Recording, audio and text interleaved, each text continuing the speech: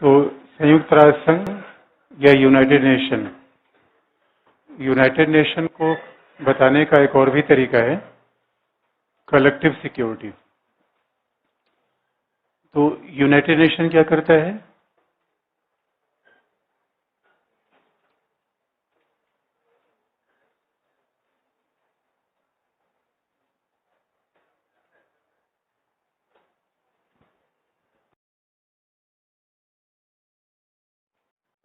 UN के द्वारा UN maintains the collective security. संयुक्त राष्ट्र संघ के द्वारा सामूहिक सुरक्षा की जाती है। और सामूहिक सुरक्षा का मतलब है, इसके लिए प्रिंसिपल है one for all and all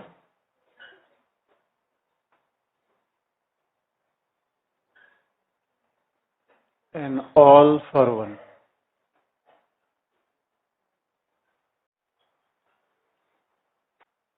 one for all and all for one, ये कलेक्टिव सिक्योरिटी का पहला मतलब है। अब कलेक्टिव सिक्योरिटी को प्रैक्टिकली देखा जाए, how it functions.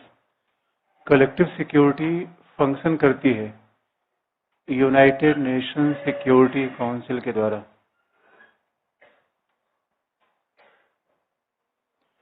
The most important organ of UN is security council.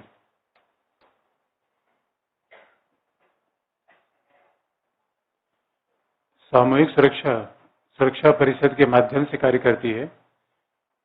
और सिक्योरिटी काउंसिल का पूरा जो उत्तरदायित्व है, पूरी दुनिया की सुरक्षा बनाए रखना। और कलेक्टिव सिक्योरिटी का मतलब है कि अगर एक देश किसी देश पे हमला करता है तो ये हमला उस देश पे नहीं, दुनिया की शांति पे हमला माना जाएगा। आक्रामक राज्य को माना जाएगा कि it has attacked over the world peace. तो सिक्योरिटी काउंसिल जैसे कि यूनाइटेड नेशन के अनेक ऑर्गन्स हैं, अनेक एजेंसी हैं और अनेक प्रोग्राम्स हैं, फंड है। तो यूएन वर्क्स लाइक अ बेनियन ट्री। ये बरगद के वृक्ष की तरह काम करता है यूएन। तो इसमें बड़े सारे अंग हैं। उस अंग में एक बहुत महत्वपूर्ण अंग क्या है? Security council. The very famous and important organ is security council. और सिक्योरिटी काउंसिल का मूल काम है how to maintain peace in this world. यानी अगर हम कहें कलेक्टिव सिक्योरिटी, अगर संयुक्त राष्ट्र संघ दुनिया की सुरक्षा करता है, ये पूरी दायित्व जाता है सुरक्षा परिषद के पास। तो सुरक्षा परिषद का मूल काम है कि दुनिया में परमाणु हथियारों का प्रसार कैसे रुके, दुनिया में आक्रामक राज्य को दंडित कैसे किया जाए। अगर इसे हम व्यवहारिक रूप में देखें कि हाउ सिक्योरिटी काउंसिल ऑपरेट्स, जैसे अभी आप देखेंगे कि security council is impose trade and business sanctions over Iran. तो सुरक्षा परिषद क्या करेगी? व्यापारिक प्रतिबंध लगा देगी। जैसे now the trade and business sanctions is imposed over north Korea and Iran. Uttar Korea और ईरान के ऊपर, उत्तर कोरिया और ईरान के ऊपर प्रतिबंध लगाए गए हैं। और ये व्यापारिक प्रतिबंध है और इनका बड़ा मायने होता है।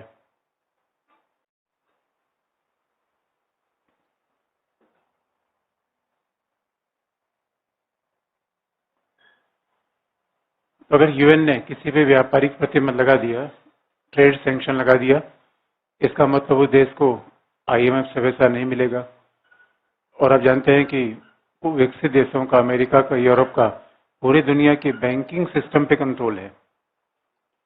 इसका मतलब है कि आपको बैंक से ट्रांजैक्शन करने का अधिकार नहीं होगा। और इसका मतलब है कि ईरान दुनिया के और देशों को तेल नहीं बेचेगा और न ही दुनिया के अन्य देश उससे तेल खरीदेंगे। ईरान की पूरी इकोनॉमी कोलैप्स हो जाएगी। Entire Iranian economy depend over oil and gas. और ये सैंक्शन से खत्म हो जाएगा। अब जिसकी अर्थव्यवस्था खराब हो गई, बाकी आपको क्षतिग्रस्त करने की आवश्यकता नहीं है। North Korea is about to collapse. North Korea तो बहुत ही खराब कंडीशन में है। और नॉर्थ कोरिया के आप देखेंगे, इंटरेस्टिंग पार्ट आप देखिए, ये दुनिया कितनी इंटरडिपेंडेंट है। व्यापार की दुनिया है, भूमंडलीकरण की दुनिया है, लेकिन नॉर्थ कोरिया का प्रेसिडेंट जो दुनिया की एकमात्र यात्रा करता है वो चाइना में 10 साल के बाद, जबकि आप देखेंगे हमारे प्रधानमंत्री एक साल में 20 यात्रा कर लेते हैं। दुनिया के हर देश का यही हाल है।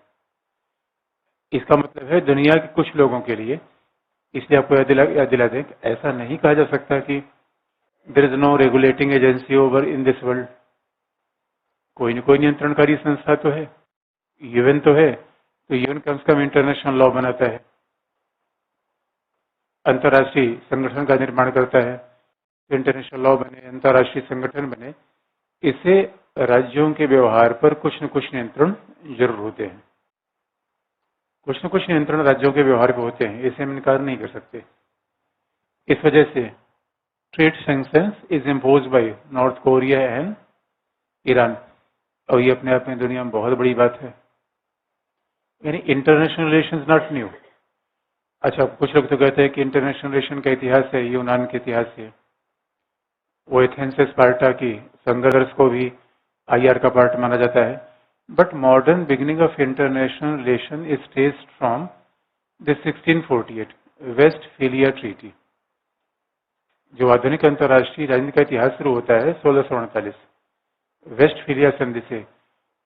1648 की वेस्टफैलिया ट्रीटी को जोड़ा जाए तो अभी आधुनिक अंतर्राष्ट्रीय राजनीति के 300 साल हो गए हैं।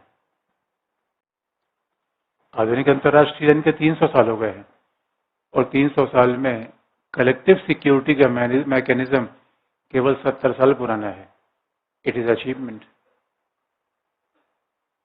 इसलिए आप देखेंगे वाकई ये अपने आप में बहुत बड़ी उपलब्धि मानी जाएगी, यूनाइटेड नेशंस का फॉर्मेशन।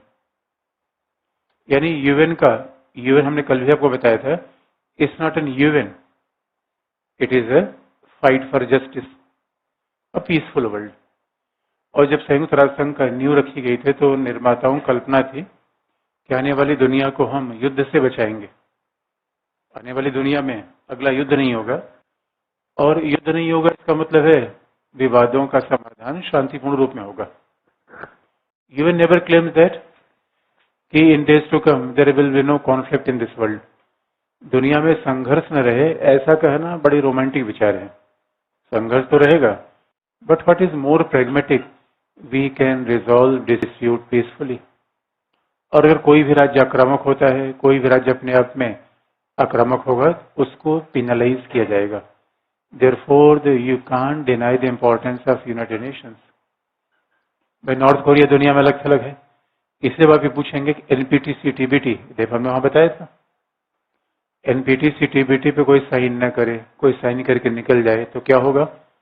होगा कुछ नहीं, बट वो राष्ट्र अलग थलग पड़ेगा। और आज भी देखेंगे पूरे मोहल्ले में आपका हुक्का पानी बंद हो जाए, दोस्तों इससे बड़ा कोई सैंक्शन होता है क्या? हुक्का पानी बंद होने का मतलब समझते हैं? यानी अगर कोई गांव में कोई आपसे बातचीत न करे, हुक्का पानी बंद हो जाए, तो this is a very serious issue for any particular nation state. किसी भी राष्ट्र राज्य के लिए ये अपने आप में गंभीर मुद्दा होगा। तो दैट इज ट्रेड सैंक्शंस। तो प्रतिबंध लगाए जा सकते हैं, पहला ट्रेड सैंक्शन लगाया जाएगा। अगर मान लीजिए से काम न चले, अब अगर देखिए ट्रेड सैंक्शन लगाएंगे, therefore one for all and all for one. इसका मतलब है अगर ईरान के ऊपर ट्रेड सैंक्शन लगाए यूएन, तो सभी राज्यों को साथ देना चाहिए कि नहीं? सभी राज्यों को साथ देना चाहिए। और if Iran is going toward the nuclear weapons, तो माना जाता है ये एक राज्य की सुरक्षा के लिए समस्या होगी या पूरी दुनिया के लिए? तो आप देखिए, तो इसका मतलब है वर्ल्ड पीस की संभावनाएं हैं, शांति की संभावनाएं हैं। और हमने फिर कहा कि formation of international organisation is new in this world politics. Formation of international organisation नया क्यों है? क्योंकि इसके पहले तो नहीं बना था, 45 में ही पहली बार बना। जब आप कह सकते हैं नहीं 1919 में ही बना, गलत नहीं है, लेकिन 45 में ज्यादा सोफिस्टिकेटेड बना, ज्यादा अच्छे तरीके से बनाया गया। इसका मतलब है international politics doesn't deals with only nation state, अंतर्राष्ट्रीय आयन का सरोकार केवल राष्ट्र राज्यों के साथ नहीं है, इसमें अंतर्राष्ट्रीय संगठनों का उतना ही बड़ा महत्व है, इंटरनेशनल ऑर्गेनाइजेशन का उतना ही बड़ा योगदान है। देयरफॉर इट डज मैटर कि इंटरनेशनल ऑर्गेनाइजेशन बन गया, दुनिया में शांति की बात हो गई, और इंटरनेशनल ऑर्गेनाइजेशन बनेगा तो कहीं न कहीं कुछ रूल्स एंड रेगुलेशन बनेंगे ही। आपको इंस्टीट्यूशनल लिबरलिज्म याद है, संस्थात्मक उदारवाद है, यहाँ पे अप्लाई करिए आप, तो ब्रैकेट में लिख लीजिए इंस्टीट्यूशनल लिबरलिज्म अप्लाई करना है। देखिए ये आपको ध्यान आना चाहिए, धीरे धीरे हो जाएगा उसमें कोई। और मंडे की आपकी छुट्टी रहेगी, तो अगली क्लास हमारी ट्यूसडे को रहेगी। क्या करें?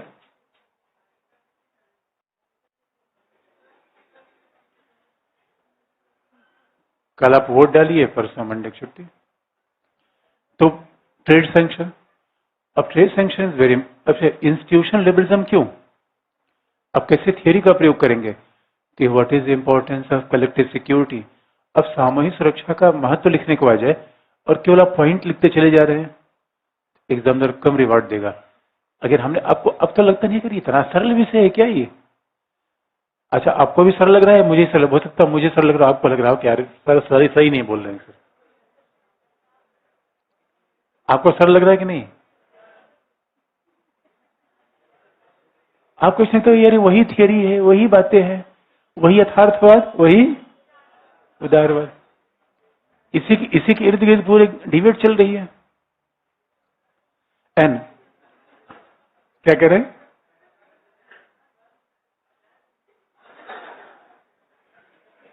अब देखिए ये हमारे प्रतिभाशाली बच्चे हैं दोस्तों। अब आजकल तो बच्चों के सामने कोई बात बोलना मुश्किल है, वो हर बात का उनके पास बड़ा कॉमन सेंस है, इसलिए 21वीं शताब्दी की जनरेशन है दोस्तों, ये बहुत तेज है, मतलब कमाल, बहुत तेज जनरेशन है ये।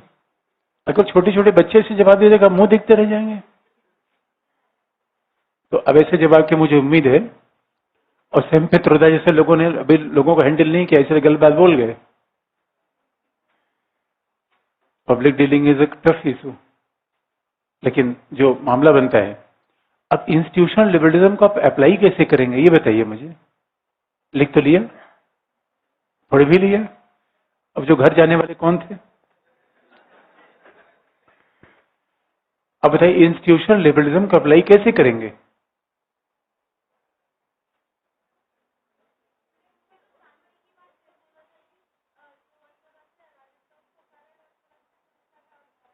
ठीक है,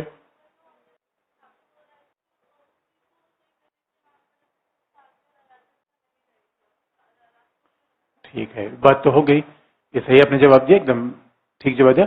आपका कहना है कि बिकॉज अगर इंटरनेशनल ऑर्गेनाइजेशन है तो we can regulate the anarchy, इसलिए इस जंगल को चिड़ियाघर में बदला जा सकता है, that it is a liberals belief. लेकिन इस स्पेशली उन्हें इंस्टीट्यूशन का रोल कैसे बताया, why institution important, why international organisation important. आपको याद होगा कि वो कहते हैं इट क्रिएट रेजिम्स, रूल्स बनाते हैं, नियम बनाते हैं, and they can give an opportunity for nation state to meeting together. ये अपने आप में राष्ट्र राज्यों के बीच मिलने का अवसर प्रदान करते हैं, इससे कुछ कॉमन रूल्स एंड रेगुलेशन बनते हैं।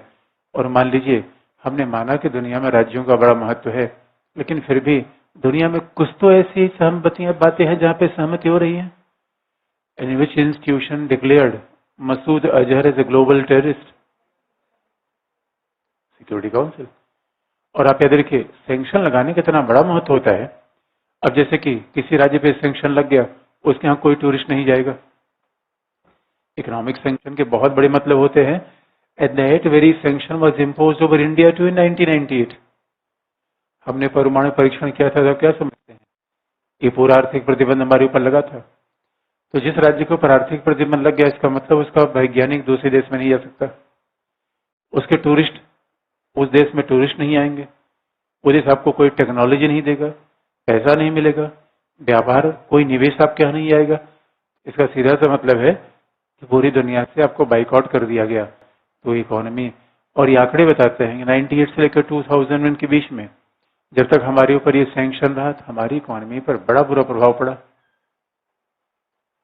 इसलिए ये बात तो इंटरेस्टिंग है। इंटरनेशनल ऑर्गेनाइजेशन बनेगा तो रेजिम बनेंगे। रेजिम कैसे? United Nation convention law of sea, United Nation consular access. अब देखिए कैसे थियरी से व्यवहार को आप जोड़ लेते हैं। थियरी रखिए और एक एग्जाम्पल व्यवहार का लिख दीजिए। आपने देखा होगा UN treaty for consular access. अब ये दुनिया में एक नियम है, ऐसा नहीं कि जो जैसा चाहेगा वैसा काम कर देगा। कुलभूषण यादव के मामले में पाकिस्तान सरकार ने कहा कि now we are allowing the family members of Kulbhushan Yadav, क्योंकि ऐसा अंतर्राष्ट्रीय राजनीति का कन्वेंशन है। समुद्री सीमा को हल करने का कन्वेंशन है यूएन में, समुद्री सीमा को हल करने कन्वेंशन है। और कोई भी राज्य अपने ऊपर के एयर स्पेस को दूसरे राज्य के लिए बंद नहीं कर सकता। और कोई भी समुद्र के 200 नॉटिकल मील के आगे का जोन, दैट इज ओपन सी, और वहां पे समुद्र में किसी व्यापार के जहाज के आने जाने पे कोई रोक नहीं सकता। सी कम्युनिकेशन लेन कोई रोकेगा नहीं। हम कैसे न कहें कि दुनिया में कुछ रूल्स नहीं है? दुनिया में रूल्स हैं, रेगुलेशन है। That is belief of institution liberals. और बैरी बुजान ने एक बड़ी अच्छी बात कही है, लिख लीजिए। यह पे कैसे हम एक एग्जाम्पल फिर एक थियरी, हमने एक बात लिखी फिर थियरी।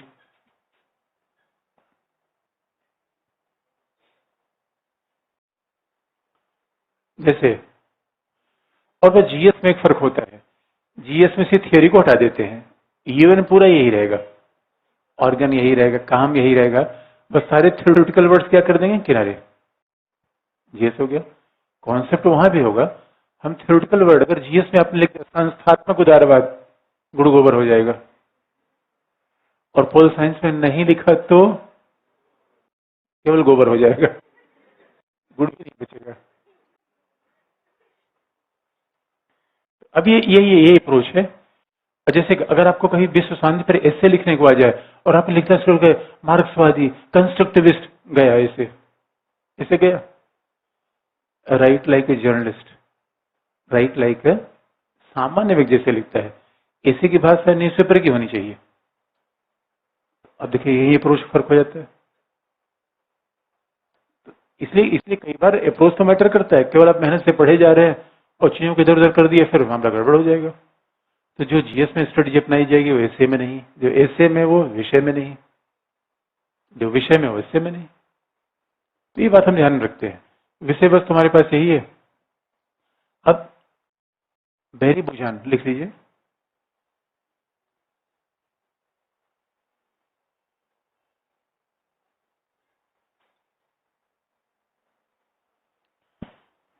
बैरी बुजान ने यह माना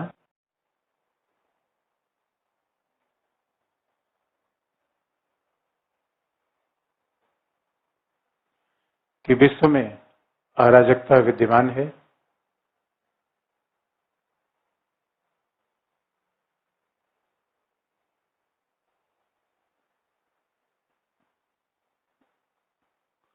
although Barry Bujan accepted that there is anarchy in this world.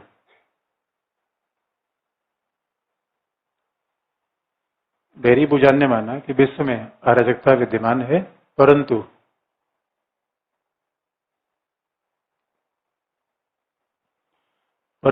इस अराजक विश्व में भी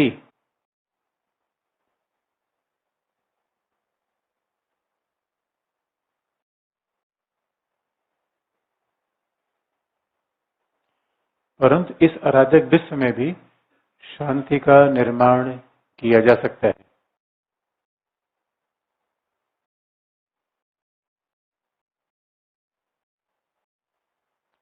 लेकिन इस अराजक विश्व में भी शांति का निर्माण किया जा सकता है। But we can maintain even security in this anarchic world, जिस का परिपक्व अराजकता है, मेच्योर एनार्की। बैरी बुजान ने शब्द का प्रयोग किया है कि मैच्योर एनार्की।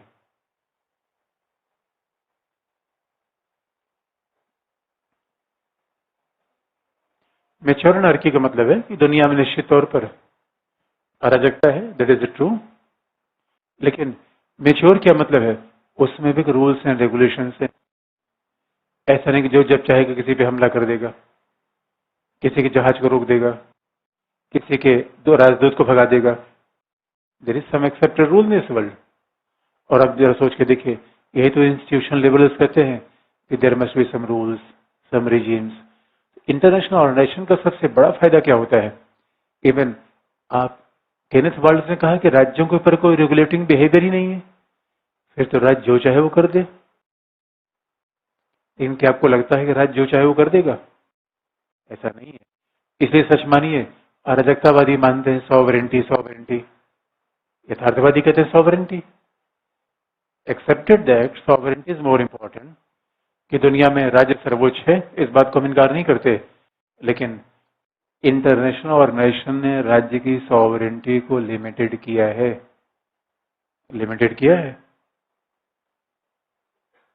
तो राज्य की संप्रभुता को सीमित कहीं न कहीं किया है कि नहीं? भाई संप्रभुता का मतलब है कि हम निर्णय करने में स्वतंत्र हैं, हम जो चाहे वो निर्णय ले लें। आप नहीं ले सकते दो चाहे निर्णय। पाकिस्तान अगर चाहे कि दो चाहे वो निर्णय ले लेगा, प्रॉब्लम है।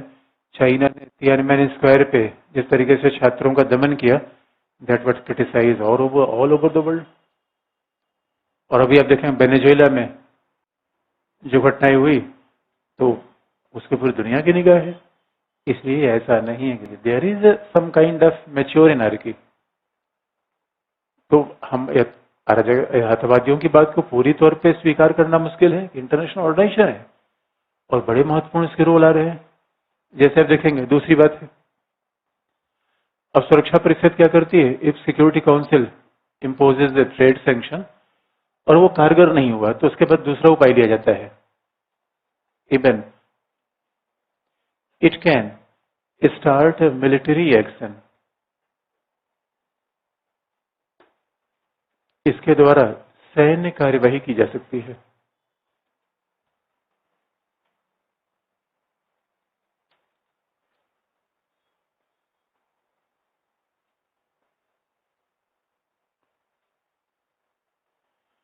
तो फिर सिक्योरिटी काउंसिल के द्वारा मिलिट्री एक्शन लिया जाएगा, सैन्य कार्यवाही की जाएगी।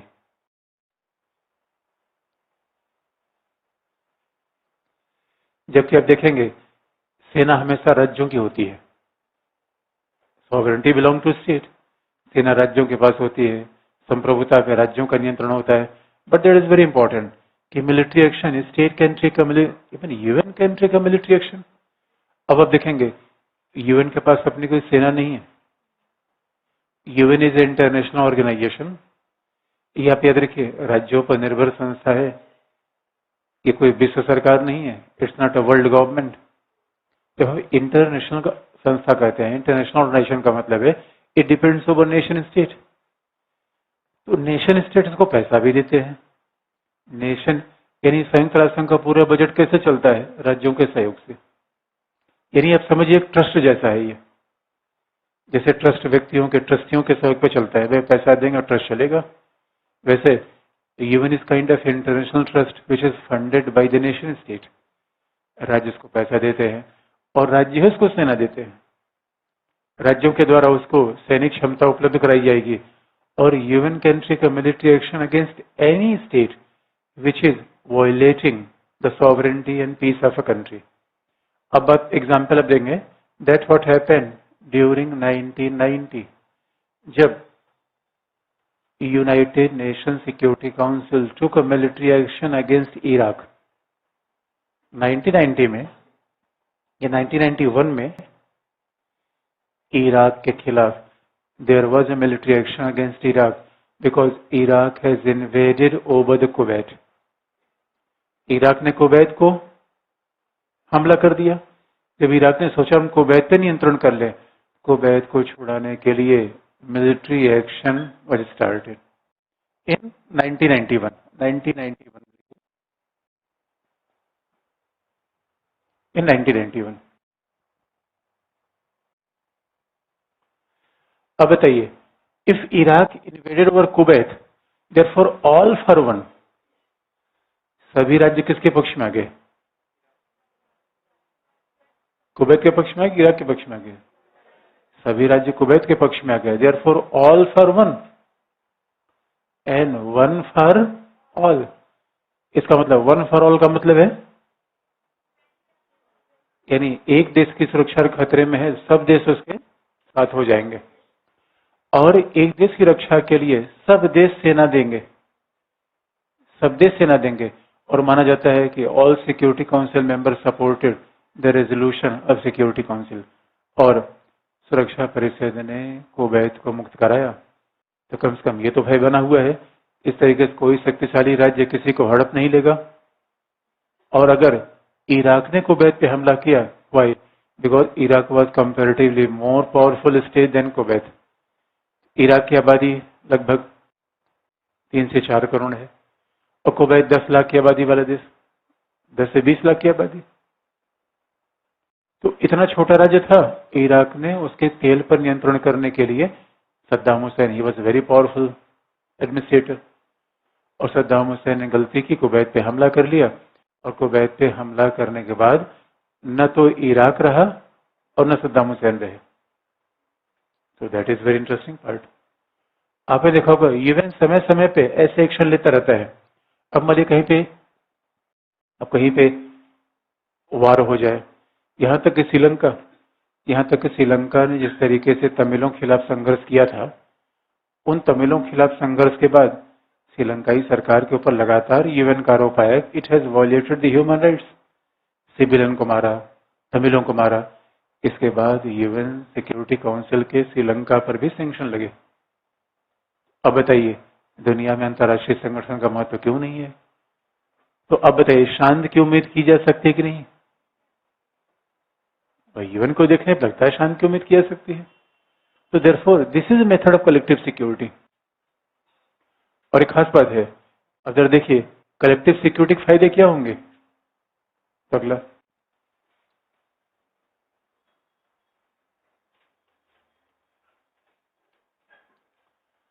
कलेक्टिव सिक्योरिटी के फायदे क्या होंगे? अच्छा, अब आपको हम कनेक्शन बताएं, कैसे कनेक्ट होती हैं चीजें, कैसे जुड़ती हैं। क्या कलेक्टिव सिक्योरिटी को परमाणु हथियार से कोई आप जोड़ सकते हैं?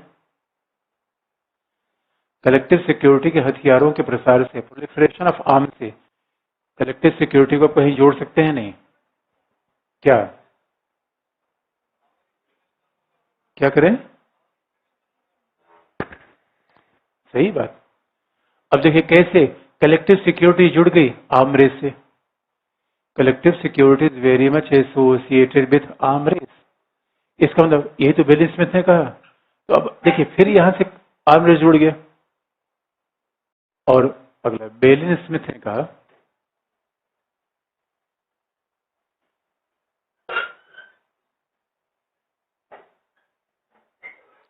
बेली स्मिथ ने कहा कि सामूहिक सुरक्षा प्रभावी होने से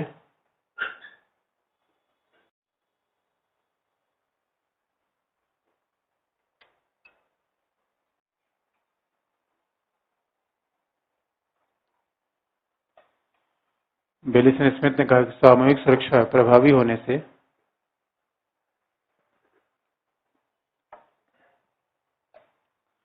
हथियारों का प्रसार कम होगा,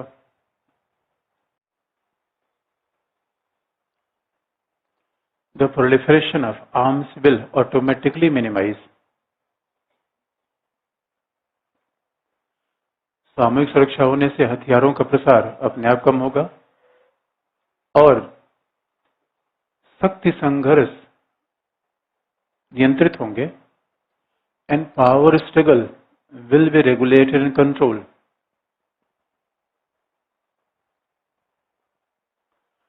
और शक्ति संघर्ष नियंत्रित होंगे तथा छोटे बड़े सभी राज्यों की सुरक्षा भी सुनिश्चित होगी। This will ensure security of all the nations, whether they are small or big.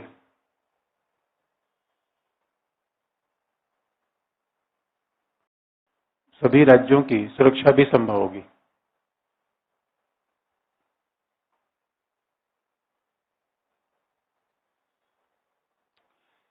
इसलिए आप देखेंगे दुनिया में जिससे ज्यादा स्थायित्व और शांति रहेगी, this will lead to greater stability and peace in this world.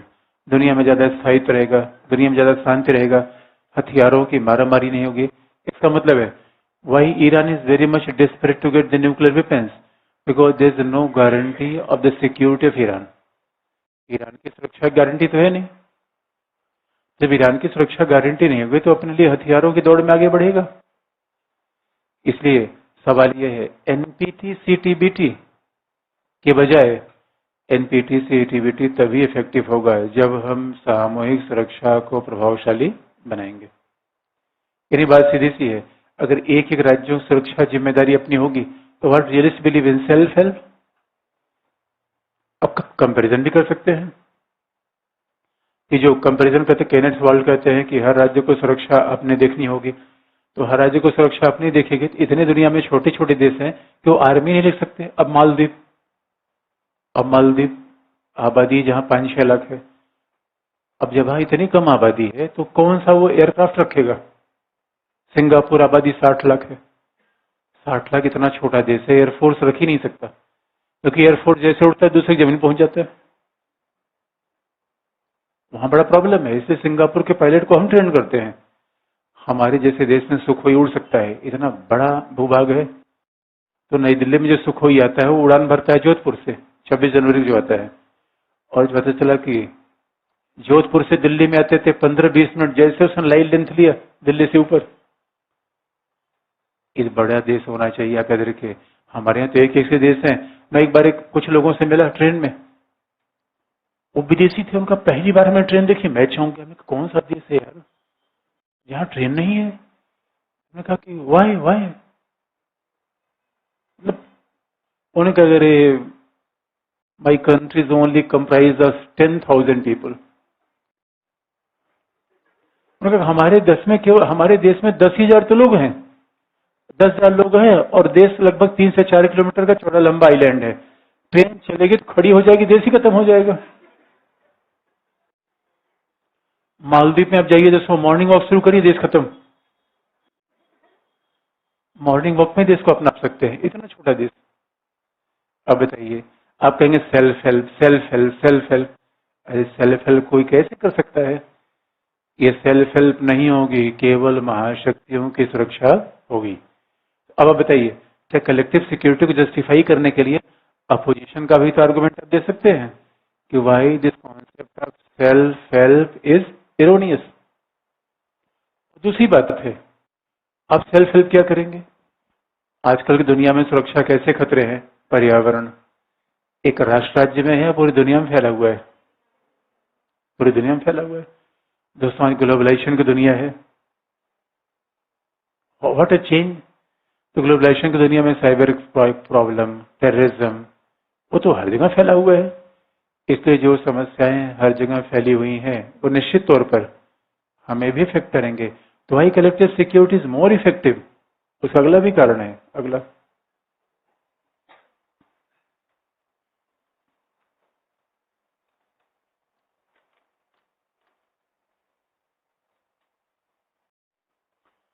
अगला, वर्तमान विश्व में सुरक्षा के गैर परंपरागत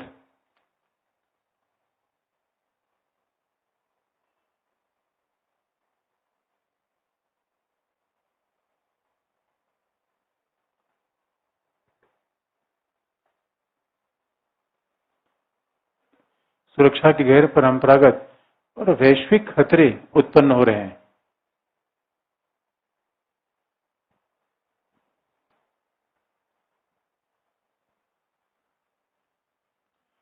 सुरक्षा के गैर परंपरागत और वैश्विक खतरे उत्पन्न हो रहे हैं। तो now non traditional and global threat of security is emerging, जैसे कि आतंकवाद,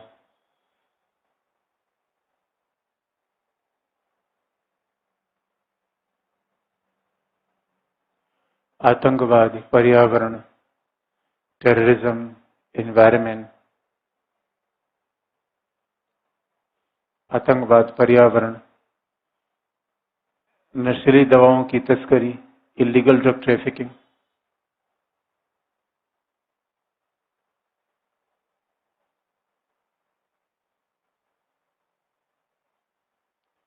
नशीली दवाओं की तस्करी। अब ये सब नई नई प्रॉब्लम है जो बिना राज्यों के सहयोग से संभव नहीं होगा।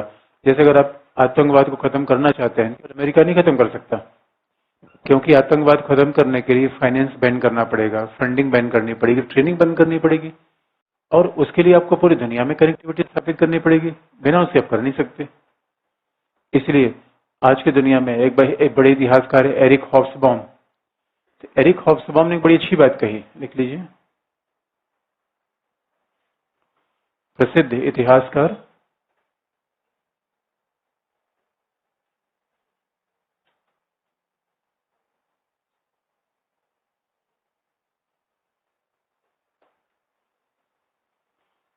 इतिहासकार एरिक हॉब्सबॉम का तर्क है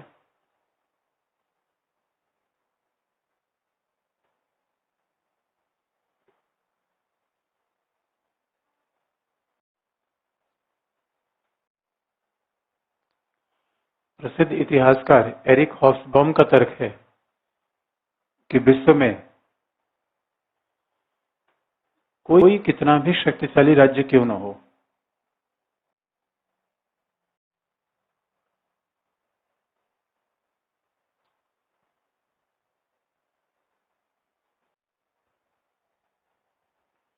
विश्व में कोई कितना ही शक्तिशाली राज्य क्यों न हो, समूचे विश्व पर नियंत्रण नहीं कर सकता।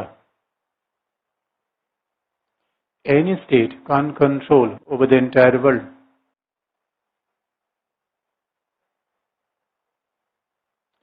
Although it may be more powerful. विश्व में कोई कितना ही शक्तिशाली राज्य क्यों न हो, समूचे दुनिया पर नियंत्रण नहीं कर पाएगा, वो नहीं कर सकता। इस वजह से ऐसा लगता है concept of collective security is very much democratic, peace, सबका फायदा होगा, सबके लाभ होंगे। और आज देखेंगे एक और भी मामला कलेक्टिव सिक्योरिटी से आगे बढ़ रहा है, क्योंकि एक प्रॉब्लम कलेक्टिव सिक्योरिटी में आती है। कलेक्टिव सिक्योरिटी में प्रॉब्लम ये है, यदि अभी कई लोगों ने सवाल में क्रिटिसिज्म पूछा है, हम आलोचना पे भी आएंगे। दूसरा भी सिक्के का पहलू है, ऐसा नहीं है, लेकिन पहले हम इसके मर्म को समझे कि आखिर में क्यों इसका इंपॉर्टेंस है, क्यों इसका महत्व बढ़ रहा है। तो अगर हम तीसरी बात करें, देखिए सिक्योरिटी काउंसिल में सच है कि it imposes sanction over the nation state, ये व्यापारिक प्रतिबंध लगाती है, राज्य के ऊपर सैन्य प्रतिबंध भी लगा देती है। लेकिन जो मामला ये है कि जो हकीकत की बात ये है कि सिक्योरिटी काउंसिल में 15 सदस्य हैं और 5 members are permanent,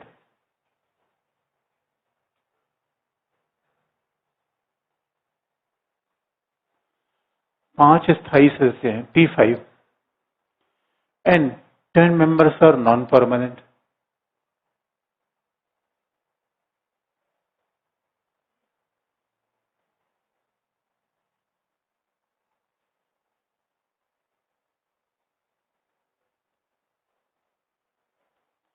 five members are permanent and 10 members are non permanent.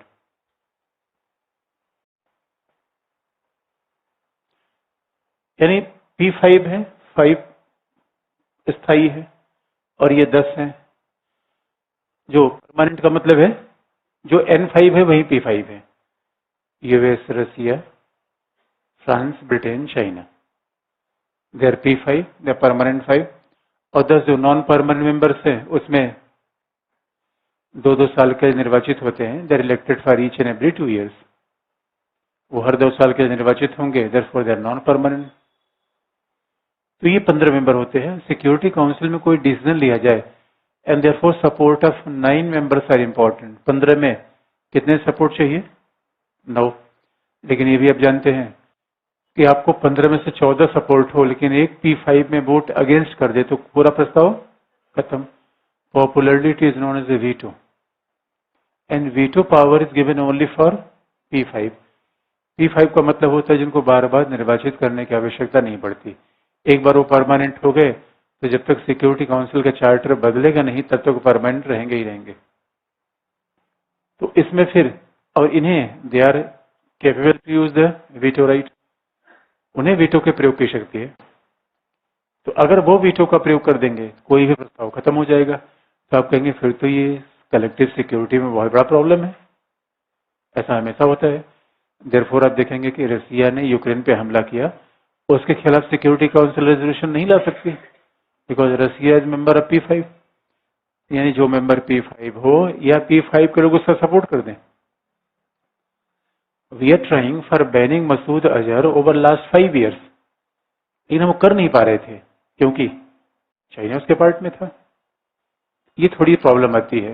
इसके लिए यूएन ने दूसरे तरीके अपना रखे हैं, peace keeping and peace building. इसे सिक्योरिटी काउंसिल एक और तरीका अपनाता है, पीस कीपिंग, पीस मेकिंग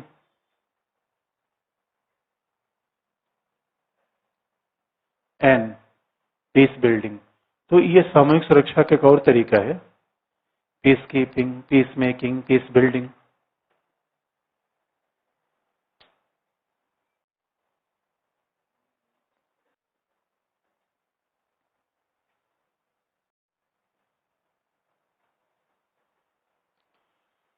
अब जरा देखिए अब हम कैसे लिखते हैं, कैसे चीजों को जोड़ते हैं।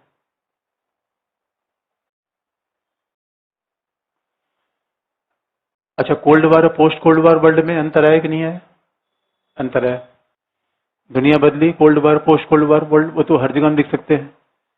तो यूएन का, अच्छा यूएन का रोल कोल्ड वार में क्या था, पोस्ट कोल्ड वार वर्ल्ड में क्या था?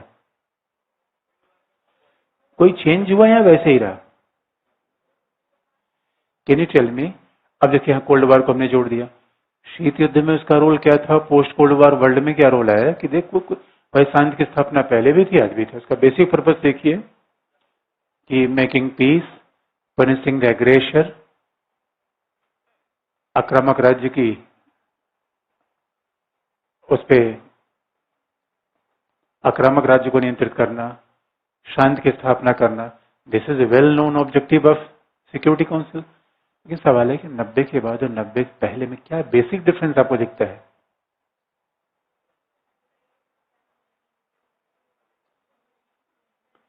क्या दिखता है? क्या करें?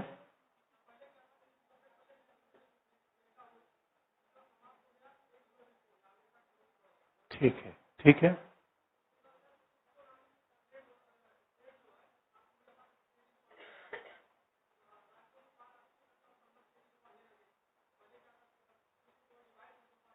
ठीक है, सही बात है।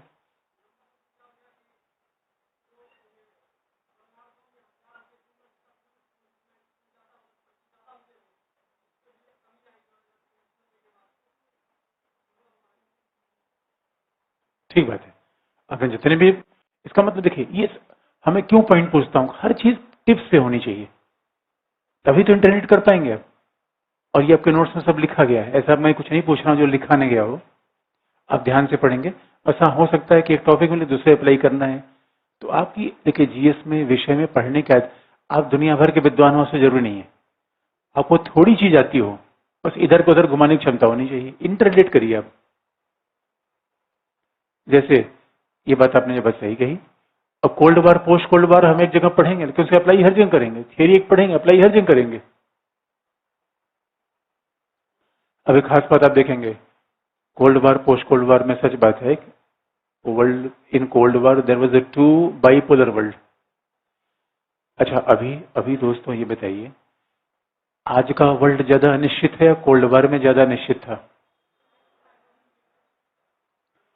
अब जब ये डिबेट होता है कि whether bipolar world was more stable और multipolar world is more stable, यानी बहुध्रुवी दुनिया ज्यादा स्थायी होती है या दो ध्रुवी दुनिया ज्यादा स्थायी होती है, इस पे भी मत विद्वानों के मत अलग अलग हैं। और केनेथ वाल्स का मानना है कि bipolar world was more stable. इसमें सीधा सा मामला था, यूएस था, सोवियत संघ था, और लड़ाई कहाँ होगी, ये था दुश्मन कौन है, ये तो कौन है, बटे हुए लोग थे। आज दोस्तों ऐसा रहा नहीं आज की दुनिया। और यदि it is matter of debate whether this world is unipolar, ये आज की दुनिया में बड़ा विभेद सवाल है। हाँ, 90 के बाद कुछ समय के लिए कहा जाने लगा कि दोनों वर्ल्ड नाउ बिकम यूनिपोलर। अभी तो ऐसा करना बड़ा मुश्किल है। और सच मानिए, अभी तो बड़ा अनस्टेबल वर्ल्ड है। पहली बार यकीन मानिए 1990 के बाद now we are living in highly unstable world. क्यों? 90 के बाद ऐसा लगा कि भूमंडलीकरण, उदारीकरण। क्योंकि 90 में क्या हुआ, 90 के पहले समाजवाद टूटा। समाजवाद टूटा तो न्यू लिबरल पॉलिसी हम भूमंडलीकरण पढ़ेंगे। समाजवाद टूटा तो ऐसा लगा कि अब उदारीकरण की दुनिया, भूमंडलीकरण की दुनिया, और पूरी दुनिया में बाजार छा जाएगा। अब तो समाजवाद का परचखा उड़ गया। समाजवाद जैसा विकल्प दुनिया के सामने रहा नहीं। ट्रू। लेकिन सच मानिए, उसके बाद क्या हुआ, आज की डेट में तो उदारवादी मॉडल ही फ्लॉप हो रहा है। And the most important example is Brexit. जो आर्थिक संगठन का मॉडल बन गया था, हमें पढ़ना भी है, आर्थिक संगठन का जो मॉडल बन गया, ऐसा लगा कि दुनिया जीत के रख देगा, वो वही क्राइसिस में आ गया। उन्होंने कहा यार ये कैसी। दूसरी बात है, अभी अभी तो 90 के बाद क्या हुआ था, रसिया और यूएस एक साथ आ गए थे। अब इनमें कॉन्फ्लिक्ट चल रहा है, इनमें कॉन्फ्लिक्ट चल रहा है, ट्रेड वार चल रहा है, अब देख रहे हैं। और आज के दौर में अब तो अमेरिका ने यहां तक कह दिया है कि वो नाफ्ता को स्क्रैप करेगा। क्षेत्रीय आर्थिक संगठनों पर सवाल उठ खड़े हुए हैं, भूमंडलीकरण पर सवाल उठ खड़े हुए हैं, और कहीं न कहीं यूरोपियन यूनियन क्राइसिस में है। दुनिया में आर्थिक मंदी मची हुई है, समाजवाद खत्म हो गया, पूंजीवाद दुनिया की समस्याओं का समाधान कर नहीं पा रहा है। और अभी तो आप देखेंगे ये दुनिया इतनी अनस्टेबल दिख रही है, यकीन मानिए जैसा सीन कुछ हद तक 90 के बाद था। इधर 90 के बाद ये तो क्लियर था कि America was leading the world. अब तो अमेरिका ही अपने आप में वापस है। अमेरिका करना भाई हमारा दुनिया से मतलब है नहीं बहुत ज्यादा। हम अफगानिस्तान से पीछे हटेंगे, हम यहां से पीछे हटेंगे, हम क्यों इतना खर्च करें। अब जरा सोच के देखिए, ऐसी अनस्टेबल वर्ल्ड में पहला मामला, और यही कारण आप देखेंगे दुनिया में धार्मिक निर्याती संघर्ष तेजी से बढ़ रहे हैं। दोस्तों यकीन मानिए, समाजवाद का इतना वैचारिक महत्व है, और समाजवाद भले आर्थिक मॉडल के रूप में विफल हो गया हो, लेकिन आज भी समाजवाद का नैतिक विकल्प दुनिया में बन नहीं पाया। समाजवादियों ने जाति धर्म की पहचानों को दबा के रखा था। लेकिन अब देखेंगे अचानक तो नहीं लगता दुनिया में धार्मिक कट्टरता हर जगह बढ़ रही है। इसके पीछे पॉलिटिक्स, उसके पीछे धर्म उत्तरदायी नहीं है। अंतर्राष्ट्रीय में उसके पीछे पूरी की पूरी सुनियोजित पॉलिटिक्स है। लेकिन ये बात अपने आप में है, इसका मतलब है 90 के बाद देश के अंदर संघर्ष शुरू हुए। 90 के पहले क्या था, ब्लॉक थे, ये ईस्ट है, ये वेस्ट है, ये कम्युनिस्ट ब्लॉक है, और ये कैपिटलिस्ट ब्लॉक है। 90 के बाद के संघर्ष को आप देखिए, Rwanda, Burundi, Haiti, Sri Lanka, Afghanistan, Pakistan, सब अंदर ही उलझे हुए हैं। संघर्ष की प्रकृति ही बदल गई। इसे कहा जाता है कि एक तरीके से इंटरनल सिक्योरिटी बड़ा विषय आ गया। हमेशा हमेशा हमारे यहाँ पूरी सेनाएं इसलिए तैनात की गई थी, खतरा बाहर से आएगा, कोई बाहर का शत्रु आएगा, हमारे ऊपर हमला करेगा। लेकिन अब तो इंटरनल प्रॉब्लम है, और जब सिक्योरिटी का नेचर बदला, पहला दुनिया के तमाम क्षेत्रों में सिविल वॉर जैसी कंडीशन आ गई। अब संयुक्त राष्ट्र संघ का चार्टर जो कहता है, जो यूएन चार्टर का मैंडेट है, बड़ा इंटरेस्टिंग है। ये यूएन चार्टर का मैंडेट और ये समस्याएं दोनों आपस में टकरा रही थी। तो लिखने की बात है कैसे।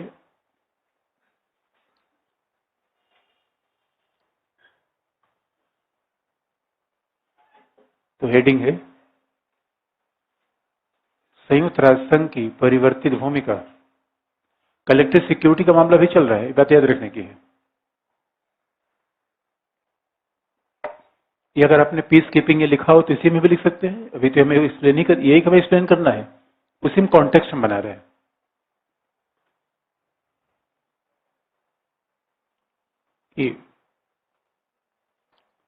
शीत युद्धोत्तर विश्व में, अब देखिए लेखन में कैसे करें, कभी आप ये 1990 के बाद नहीं, in a post cold war world, शीत युद्ध के बाद टर्म आप यूज करिए।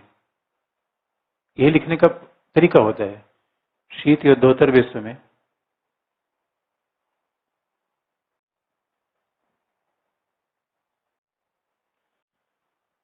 पूंजीवाद और साम्यवाद के बीच वैचारिक संघर्ष के बजाय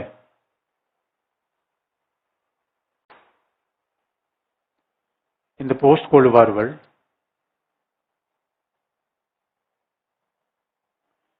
शीत युद्धोत्तर विश्व में पूंजीवाद और साम्यवाद के बीच वैचारिक संघर्ष के बजाय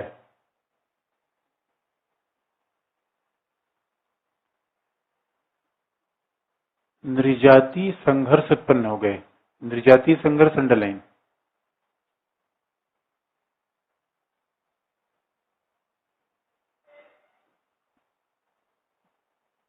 वैचारिक संघर्ष के बजाय नृजातीय संघर्ष उत्पन्न हो गए। Ethnic conflict emerge in the post cold war world instead of ideological conflict.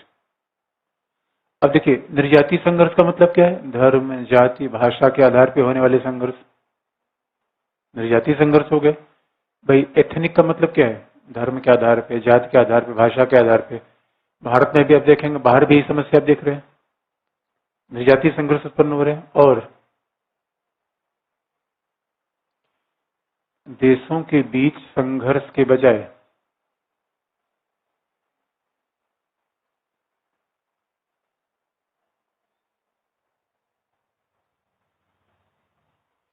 देशों के बीच संघर्ष के बजाय देश के अंदर ही गृह युद्ध उत्पन्न हो गया।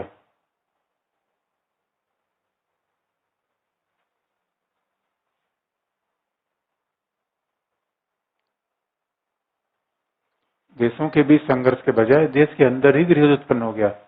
Now the civil war emerge within the nation rather than between the nation. देशों के बीच संघर्ष के बजाय देश के अंदर ही संघर्ष उत्पन्न हो गया। इसीलिए संयुक्त राष्ट्र संघ सुरक्षा परिषद की भूमिका में भी परिवर्तन हुआ।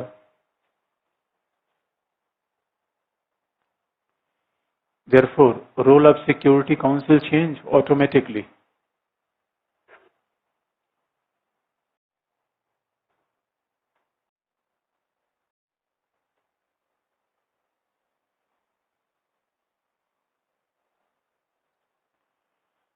इससे संयुक्त राष्ट्र संघ की भूमिका में परिवर्तन हुआ और संयुक्त राष्ट्र संघ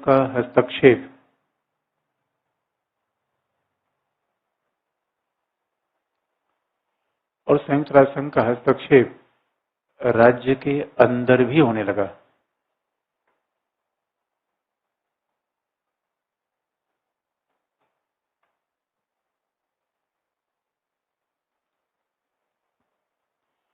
संयुक्त राष्ट्र संघ का हस्तक्षेप राज्य के अंदर भी होने लगा। And security council started to interfering within the state. जबकि बात एक तरह देखिए, ऑब्जेक्टिव एग्जाम के लिए अब हमेशा याद रखिएगा, एक पूछा घरेलू अधिकारिता, डोमेस्टिक ज्यूरिसडिक्शन। तो आपको हम याद दिला दें, संयुक्त राष्ट्र संघ का कोई डोमेस्टिक ज्यूरिसडिक्शन नहीं होता। संयुक्त राष्ट्र संघ के चार्टर में लिखा घरेलू अधिकारिता का मतलब है domestic jurisdiction means UN will never interfere within a nation. It is there to resolve dispute between the nation. संयुक्त राष्ट्र संघ का चार्टर कह रहा है कि संयुक्त राष्ट्र संघ कभी देश के अंदर हस्तक्षेप करेगा ही नहीं, देश के बीच में करेगा। और अभी क्या मामला रहा है?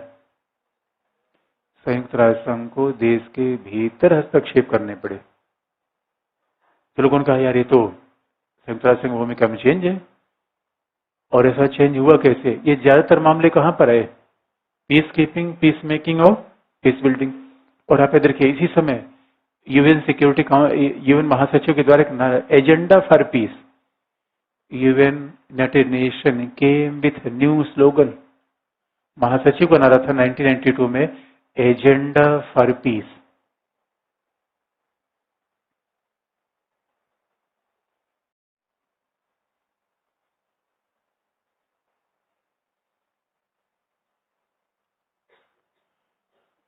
Agenda for piece, agenda for piece यानी शांति का एजेंडा।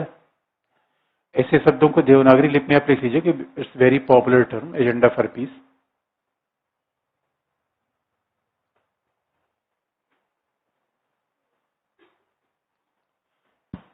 और वास्तविकता ये है।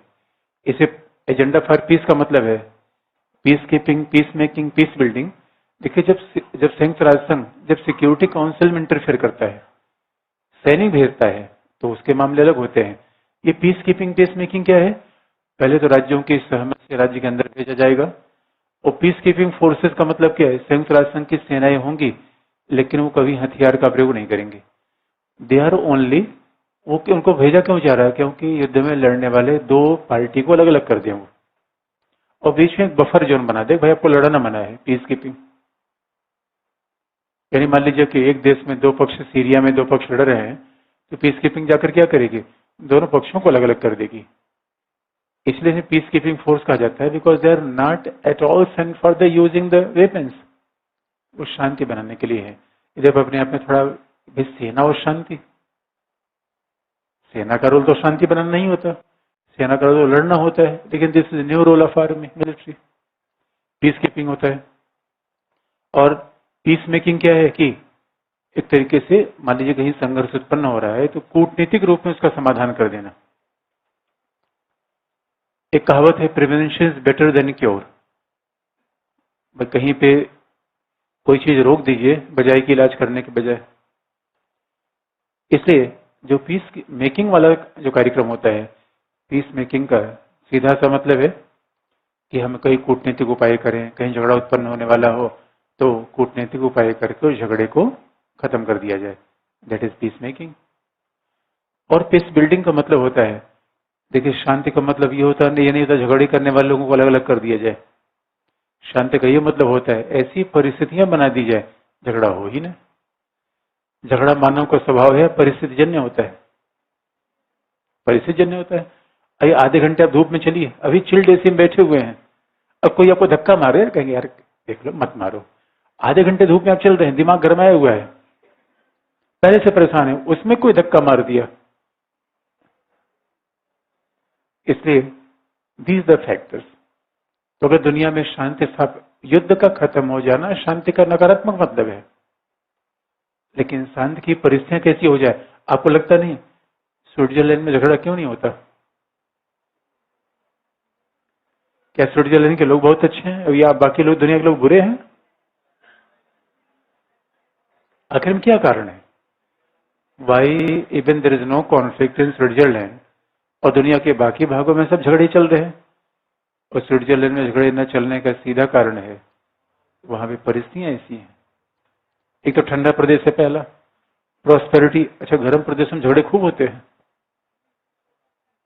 यदि एक्सेप्शंस आर ऑलवेज देयर, लेकिन तुलनात्मक रूप में ऐसे आप समीकरण आप देखेंगे, जहां गर्मी ज्यादा पाई जाती है वहां लोग ज्यादा लड़ते झगड़ते हैं बजाय ठंडे प्रदेशों के।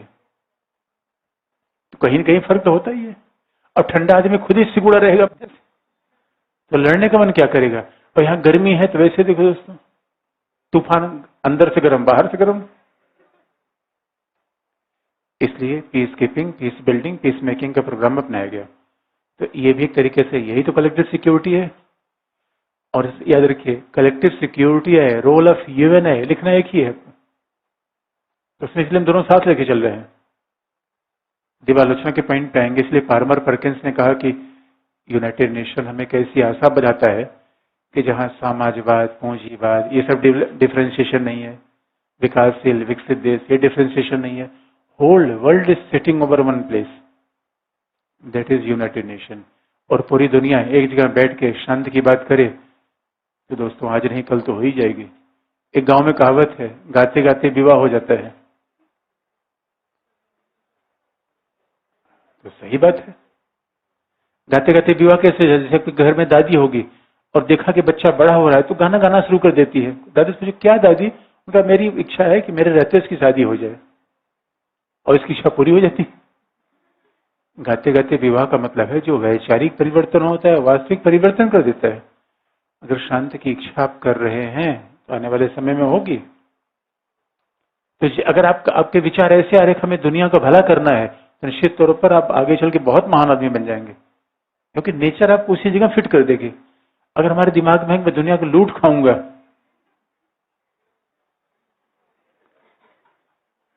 हम जो भी अपने विचारों की देन है, हम अपने को हम स्वयं बनाते रहते हैं, रोज ही रोज बनाते रहते हैं। लेकिन अगला, अब जरा देखा जाए, आप कहेंगे क्या सुरक्षा ऐसे ही होती है? संयुक्त राष्ट्र संघ कलेक्टिव सिक्योरिटी का मतलब क्या है? क्या सुरक्षा केवल ऐसे बनाता है? पीस कीपिंग, पीस बिल्डिंग, ये सब? अच्छा, इन सब के मैंने नोट्स में लिखे भी होंगे, आपने देखा कि नहीं? तो आप कहेंगे क्या कि संयुक्त राष्ट्र संघ केवल ऐसे ही संधि बनाता है? नो, और भी बहुत सारे माध्यम है, और माध्यम तो ऐसे हैं। अगला अगला हेडिंग है, संयुक्त राष्ट्र संघ एक सामाजिक संगठन के रूप में, United Nation as a social organisation.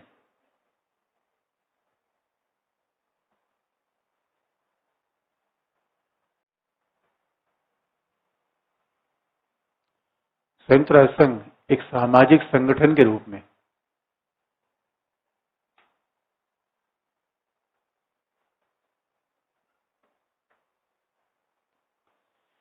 UN as a social organisation.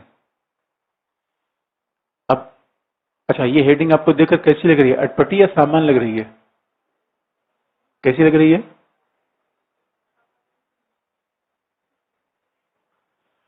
अगर आप देखेंगे यूएन एज सोशल ऑर्गेनाइजेशन, सामाजिक संगठन के रूप में, भाई आप कहेंगे यार ये राजनीतिक संगठन है, सुरक्षा का संगठन है, सामाजिक संगठन है?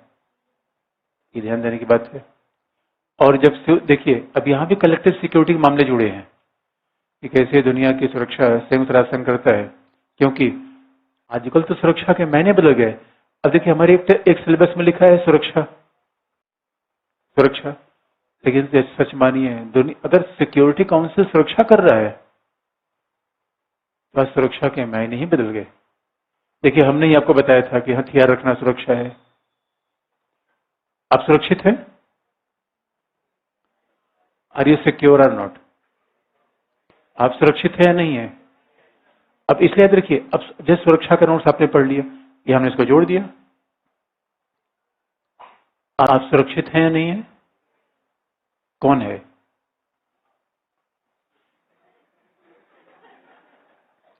सुरक्षित है या नहीं? आप बताए हाँ या ना? नहीं है? कौन नहीं है भाई? कारण बताइए। अगर आप नहीं है तो क्यों, है तो क्यों? क्या? बेरोजगारी है। अच्छा बात, हाँ ठीक बात है भाई, बेरोजगारी में तो हम सुरक्षित नहीं है। अच्छा, और भी कोई कारण है? अच्छा, आपके नाम पे कोई सुपारी उपारी तो नहीं दे रखी गई है? सुपारी किसने दिया है कि नहीं दिया है? एक बात याद रखिए। अच्छा, और भी कोई सुरक्षित है? और क्यों? बेरोजगारी तो एक कारण चलिए हो गया, और भी किसी कारण से सुरक्षित है?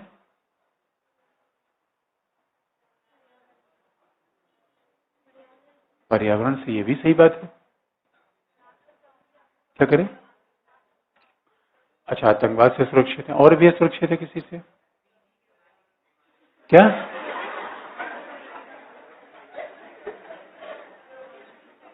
क्या है?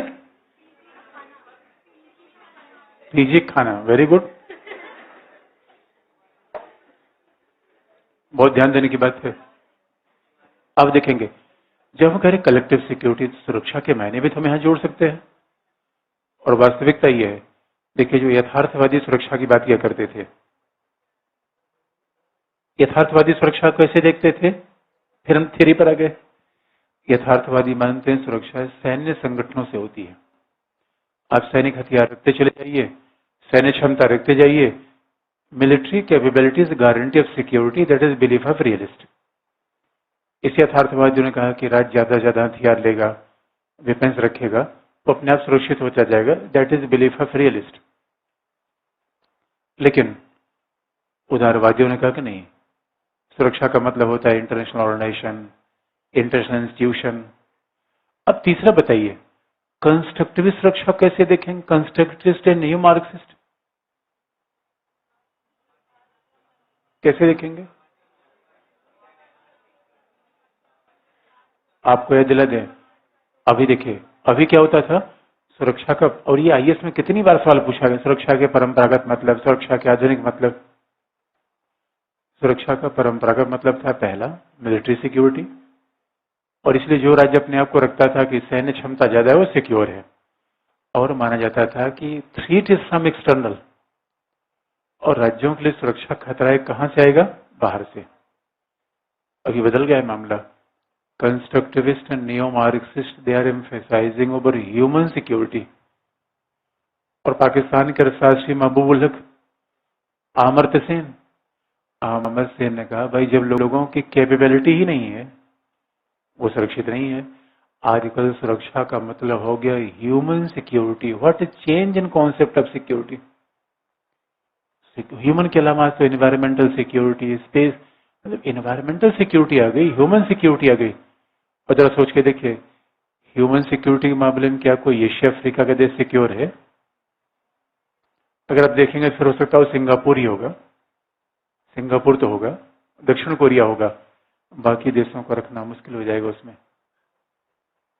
इसलिए आपने एक नया कॉन्सेप्ट देखा, ह्यूमन डेवलपमेंट। विचार आ गया कि नहीं आ गया? तो ह्यूमन डेवलपमेंट का विचार पाकिस्तान के इकोनॉमिस्ट महबूब उल हक ने आगे बढ़ाया। जरा सोच के देखिए, मानवीय सुरक्षा का मतलब क्या है? और हम तो चिल्लाते जा रहे हैं पाकिस्तान पाकिस्तान। हमारी सुरक्षा के लिए समस्या पाकिस्तान है या मच्छर है? दोस्तों, पहली बार गांव से आए होंगे दिल्ली में, और आपको लगा है छोटे शहर से दिल्ली में आएगा, आप सोचे दुनिया जीत लेंगे और पार्क में जाके बैठेंगे। पार्क में, गांव में तो पार्क में बैठते नहीं थे दद्दू के डर के बारे। दद्दू की निगाहें सीसीटीवी से तेज चलती थी। अब यहां पहली बार जब फ्रीडम मिला दोस्तों, तो पार्क में बैठ नहीं पाते। मच्छर, एक मच्छर में क्या से क्या बना देता है दोस्तों। सच पूछिए, सुरक्षा फ्रांस में है या दिल्ली में है? ओ माय गॉड, फ्रांस बिना मच्छर का शहर। Oh my God, that is city of my romance. मतलब जब मैं कल्पना करता हूं शहर कैसा होना चाहिए, मच्छर नहीं होना चाहिए यार। पता नहीं कहां कहां घुस जाता है। कल भाई तो रात में दोस्तों में सो नहीं पाया मच्छर का। मैं तो बड़ा तंग हो जाता है जिस दिन अगर नेट न लगाए, तब सो ही नहीं पाते मच्छर का। अजीब सा सिस्टम है। अब जरा सोच के देखिए, अब सब वाले हम अच्छा पिस्तौल से मच्छर को मारेंगे? पिस्तौल रख लीजिए। और आप याद रखिए दोस्तों, और दूसरा सही पूछिए, हमारे यहाँ असुरक्षा कारण क्या है? बीमारी, बेरोजगारी, निरक्षरता। जिस देश के नागरिक बेरोजगार हो, जहां लोगों को शिक्षा स्वास्थ्य के अवसर न हो, जहां लोग बिल्कुल क्रिकेट टीम की तरह पैदा हो रहे हैं, नंबर पे नंबर पे नंबर पे, वो देश सुरक्षित नहीं हो सकता दोस्तों। That nation can't become secure. भाई अगर हमारे जो भाई बहन है एक एक साल के अंदर पैदा हो जाएंगे, तो न्यूट्रिशन किसी को मिलेगा ही नहीं। फिर तो माँ का जीवन बर्बाद हो गया दोस्तों चक्कर में, पूरा पीढ़ी बेकार हो गई। इसे याद रखिए, अगर दोस्तों इस देश का सबसे बड़ा संसाधन क्या है? Human resource. सिक्योरिटी के मायने ही बदल गए। Oh my God, what interesting change. और सिक्योरिटी के मायने बदलेंगे तो सच पूछिए, इसका मतलब अगर यही सुरक्षा का मतलब है, आप कहेंगे यार ये सोशल जस्टिस में हम तो पढ़ते हैं, शिक्षा स्वास्थ्य। अब सवाल है कि हाँ यार सोशल जस्टिस में भी घुस गया। इसलिए लिखने की बात। अब कैसे देखिए, सुरक्षा को सुरक्षा से जोड़ेंगे यूएन से। पहला, नव मार्क्सवादियों,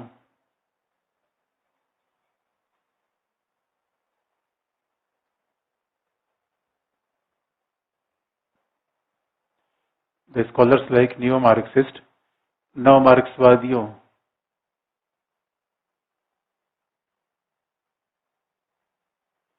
और कंस्ट्रक्टिविस्ट के द्वारा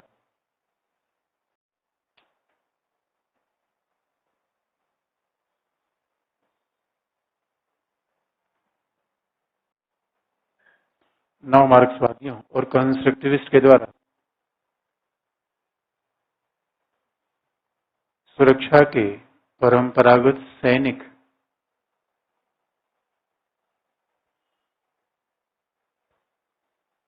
नव मार्क्सवादियों कंस्ट्रक्टिविस्ट के द्वारा score like new Marxist constructivist सुरक्षा के परंपरागत सैनिक अर्थ को परिवर्तित करते हुए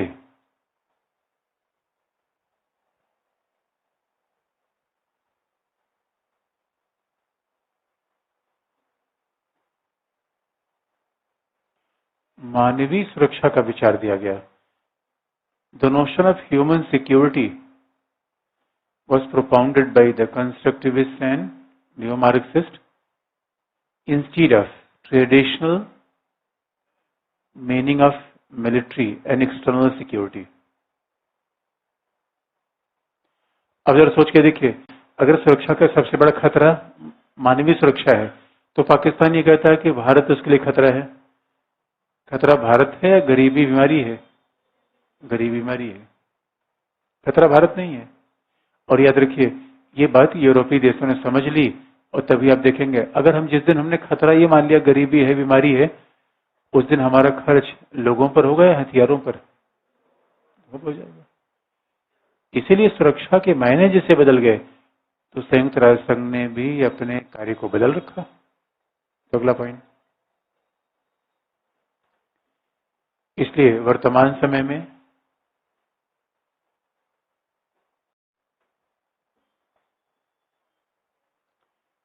संयुक्त राष्ट्र संघ का मूल उद्देश्य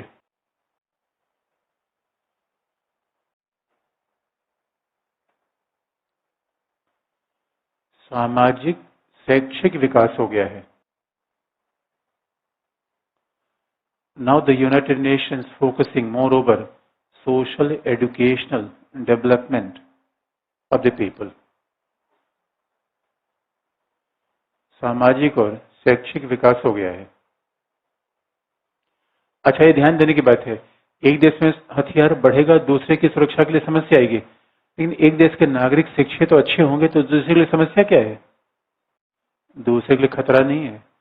मानव जीवन अच्छा होना दूसरे के लिए खतरा नहीं है, हथियारों का भंडार होना दूसरे के लिए खतरा है। इसलिए अब जरा देखेंगे, इसका मतलब इसीलिए संयुक्त राष्ट्र संघ का सिक्योरिटी काउंसिल से एक ऑर्गन है, लेकिन सिक्योरिटी काउंसिल से भी एक महत्वपूर्ण ऑर्गन है जिसकी चर्चा कम लोग करते हैं। सामान्यतः इसकी पॉलिटिकली बहुत कम, चूंकि सिक्योरिटी काउंसिल का नाम बार बार मीडिया में आता रहता है, न्यूज में security council has taken decision. सच पूछिए, सिक्योरिटी काउंसिल से भी बड़ा जो ऑर्गन इसका है सोशल इकोनॉमिक काउंसिल, सामाजिक आर्थिक परिषद।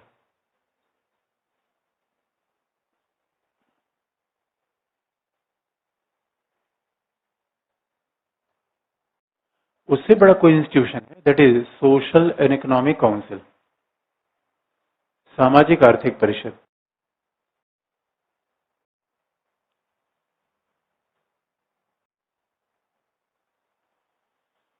नाम से भी दिखता है कि सामाजिक आर्थिक परिषद, तो ह्यूमन सिक्योरिटी कह लीजिए, सामाजिक आर्थिक परिषद कह लीजिए, तो वो उसका नाम क्या, सिक्योरिटी काउंसिल, इधर नाम ही सामाजिक आर्थिक परिषद है।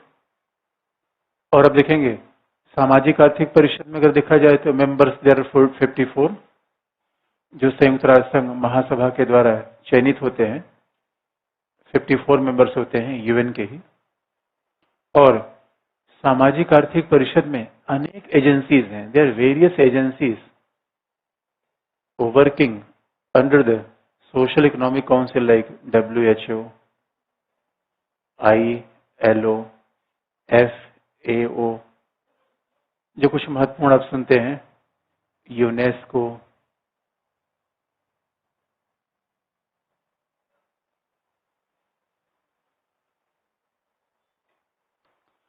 यानी संयुक्त राष्ट्र संघ की एजेंसीज हैं। अब जरा ध्यान दीजिए, सिक्योरिटी काउंसिल काम अलग है, सेना भेजना, लड़ाई बंद करवा देना, बफर जोन बनवा देना। इधर क्या है, WHO काम क्या है, मलेरिया, मच्छर, एड्स, डेंगू भगाना। अब बताइए, ये सुरक्षा है कि नहीं है? अब इसे सुरक्षा कहिए, सोशल इकोनॉमिक डेवलपमेंट कहिए, और जरा सोच के देखिए, विकासशील देशों पानी साफ नहीं है, still we are not getting a clean water and clean air. America के राष्ट्रपति 26 जनवरी कार्यक्रम हमारे आए हुए थे, हमने उनके लिए 3-3, 4-4 अलग से एयर प्यूरिफायर लगा रखा था जहां वो बैठे थे, क्योंकि अगर अमेरिका का राष्ट्रपति कंप्लेन कर देगा कि भारत में इतना बुरा हाल है तो उसका बहुत नकारात्मक फर्क पड़ेगा।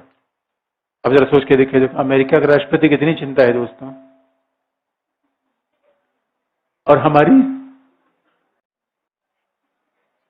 यानी सोच लीजिए, हमारे लिए सुरक्षा खतरा दोस्तों चाइना है या एक गंदा नाला है? अब पानी, जरा पानी, कभी आप पानी से नहाते हैं? अजीब से नहीं होता?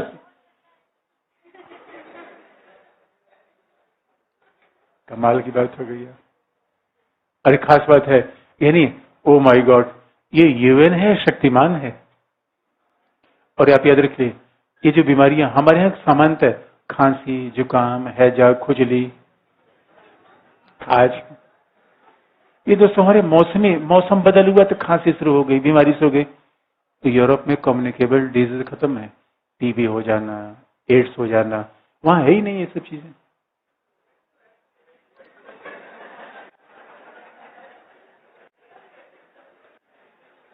इसका मतलब है, और एक खास बात देखिए, जब यूरोप और अमेरिका का आदमी हमारे यहाँ आता है, 2-3 इंजेक्शन लगवा के आता है और यहाँ का पानी नहीं पीता, मतलब इसलिए कि यहाँ का वायरस उनमें न चला जाए। और दोस्त ने तो सोच के देखिए, हम ऐसे जिंदा टहल रहे हैं वही पानी पी के। अब जरा हमारे यहाँ दोस्तों दवाइयों का कितना बड़ा बिजनेस हो गया है, दवाइयां लिए जा रहे हैं, लोगों के पास कितनी समस्याएं हैं दोस्तों। अब हम क्या है, स्वास्थ्य हम दिला नहीं पाए 70 साल में, अब क्या कहते हैं, राष्ट्रवाद। क्या होना चाहिए? संयुक्त राष्ट्र संघ किसकी बात कर रहे दोस्तों? अरे सामाजिक आर्थिक उत्थान की दुनिया की बात करिए। और ये देखिए, अगर हेल्थ ठीक नहीं होगा, आपने बहुत ध्यान से देखा होगा, जो दुबले पतले लोग होते हैं बहुत चिड़चिड़े होते हैं, वो पत्थर उनको खोदने की जरूरत है, इतने जल्दी गुस्सा होंगे पूछिए मत। क्योंकि दिस फिजियोलॉजिकल प्रॉब्लम, गुस्सा उनमें अंदर से भरा पड़ा है, बस कंडीशन थोड़ा पैदा करनी है आपको। अब कोई बड़ी शरारती होते हैं, ऐसे लोग को छेड़ते रहते हैं।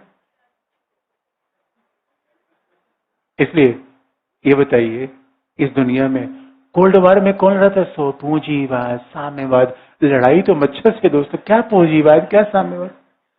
अच्छा दूसरी बात है, यूएनओ विकासशील देशों के लिए ज्यादा इंपॉर्टेंट है विकसित देशों के लिए? ये समस्याएं कहाँ हैं? विकासशील देशों में। अब बताइए, अब सवाल है, आप इबोला भी देखे अफ्रीका में, अजीब अजीब बीमारी फैली, बैठे बैठे लोग लुढ़क जा रहे थे। और अफ्रीका वगैरह में देखेंगे दोस्तों, अभी बड़ी गरीबी है। भारत में अब उड़ीसा, छत्तीसगढ़, ऐसे क्षेत्रों में जाएंगे तो अभी भी आपको ऐसी गरीबी दिखती है। अब सवाल यह है कि अगर ये सारी समस्याएं विकासशील देश में है, तो यूनाइटेड नेशन फिर विकसित देशों के लिए क्यों आवश्यक है? वो फिर विकसित देशों का यूएन से क्या मतलब है? क्योंकि आपको बता दें, दुनिया इंटरकनेक्टेड है, अगर हमारे यहाँ समस्या होगी तो वहां फैल के जाएगी। तो ये बात इसलिए, और सच पूछिए, जर्मनी की चांसलर मैकनामारा ने कहा था दोस्तों, हमें तो हमने क्या अभी परमाणु प्रसार में, देखिए परमाणु प्रसार फिर यहाँ कैसे जोड़ सकते हैं? Be comparative. दुनिया की सुरक्षा के लिए खतरा परमाणु प्रसार से है या बढ़ती जनसंख्या से है? दोस्तों आज की बड़ी दुनिया में, और जब देखिए एशिया अफ्रीका में पूरा पॉपुलेशन डेंसिटी कहाँ पे जा रहा है?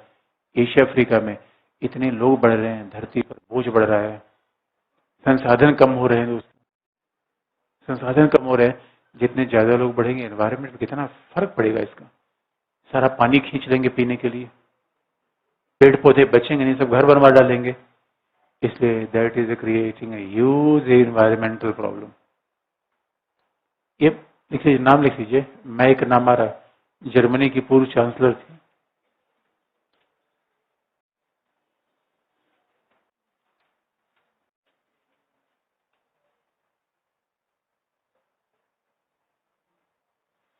मैकनामारा ने कहा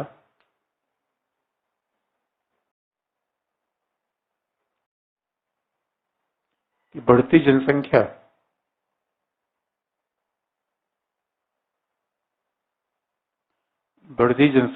परमाणु बम से ज्यादा घातक है।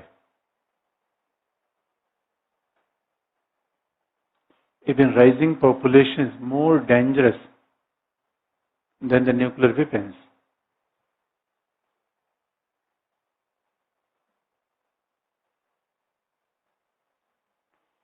बढ़ती जनसंख्या परमाणु बम से ज्यादा घातक है। और एक बात नेहरू ने कहा था कि शांति अविभाज्य होती है, पीस इज इंडिविजिबल। यानी दुनिया के एक क्षेत्र में अशांति होगी तो उसका प्रभाव दूसरे क्षेत्र में चला जाएगा। और जरा you can realise the fact that Syria में समस्या हुई, सीरिया के 4 लाख शरणार्थी यूरोप में भागे। समस्या केवल सीरिया में थी या यूरोप में थी? अगर दुनिया में विषमता बढ़ेगी, शरणार्थी संकट 2010 से 17-18 is consider worst year of refugee crisis. शरणार्थियों की समस्या। अब बताइए शरणार्थियों कौन सी सीमा पर गोली मारेंगे? अब कैसे उनको भगा सकते हैं? रोहिंग्या, रोहिंग्या इसका रोहिंग्या इधर से आए, सीरिया के शरणार्थी इधर से आए, दुनिया में समस्या बढ़ेगी तो एक दूसरा प्रभावित होगा। तो रोहिंग्या की समस्या से केवल म्यांमार प्रभावित हुआ, बांग्लादेश से हम ही प्रभावित हो गए। श्रीलंका में क्राइसिस आई तो प्रभावित तो हम भी हुए। इसीलिए WHO ILO क्या क्या काम करता है? अब देखेंगे आपको लगेगा नहीं we are studying international relation. अभी तक इंटरनेशनल पावर पढ़ा था, power, security, balance of power, नहीं सोशल इशू पढ़ी है। अंतर्राष्ट्रीय श्रम संगठन का काम यह है कि पूरी दुनिया में एक श्रम के न्यूनतम मानक होने चाहिए जिससे श्रमिकों का उत्थान किया जा सके। जैसे यूरोप वगैरह में है, अमेरिका में है, वहां पे एक निर्धारित श्रम है। हमारे यहाँ बार्गेन पे चलता है, बार्गेन पे चलता है। किसी अब कुक को रखना चाहते हैं उसके बार्गेन करे, इतने पैसे देंगे, कम बनाओगे? वहां पैसा नहीं, इतना न्यूनतम है आपको देना ही पड़ेगा। जो नहीं देगा सीधे जेल के अंदर जाएगा। वहां कानून कानून की तरह चलता है। यानी 10 रुपए टिका दी, कोई बात, जाओ जाओ, ऐसा नहीं होगा। FAO, food and agriculture organisation, पूरी दुनिया में आप देखेंगे कई दुनिया के कई ऐसे भाग है जहां खाद्यान्न का संकट है, खाने को चीजें नहीं मिल रही हैं क्योंकि जनसंख्या जहां बढ़ रही है वहां उत्पादन कम हो रहा है। UNESCO, United Nations educational, scientific and cultural organization और यूनेस्को की बेस लाइन है war emerge in the mind of the people. अब जरा सोच के देखिए दोस्तों, अगर आपने ये सब UN को पढ़ लिया और कभी आपको आ जाए दुनिया में शांति, आतंकवाद पे निबंध लिखे, तो आपसे अच्छा कोई लिख सकता है? एप्लीकेशन करके आप देखिए। यार इतना हमारा विषय इतना डायनेमिक है कि दुनिया की कोई समस्या हमसे बाहर जाती नहीं। बशर्ते आप एप्लीकेशन आप में होना चाहिए कैसे उसका यूज कर लें। तो एजेंसीज आर वेरी इंपॉर्टेंट कि कौन सी एजेंसी है। दूसरा, एजेंसी के अलावा अच्छा यही लिखने का तरीका होता है। जब आप कहेंगे कि UN is playing a social role, कुछ तो फैक्ट आप देंगे तब तो एग्जामिनर समझ पाएगा। इससे हर एनालिसिस के साथ सपोर्टिंग फैक्ट आपके पास होने चाहिए, नहीं तो बात अमूर्त हो जाए कि भाई अब कैसे करें, सामाजिक न्याय कर रहा है, मानवीय सुरक्षा है, कोई एग्जाम्पल तो आप बताइए। And then apart from agency there are several fund of UN।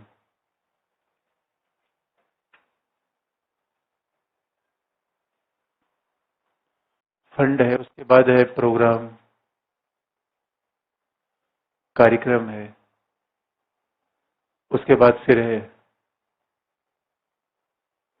Commission है। तो इसलिए कहा जाता है, बल्कि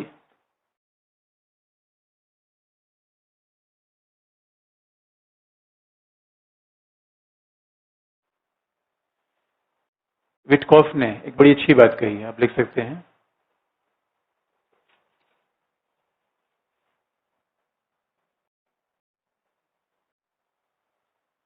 विटकॉफ ने भी कहा, पामर परकिंस ने भी एक बात कही है कि विटकॉफ ने कहा संयुक्त राष्ट्र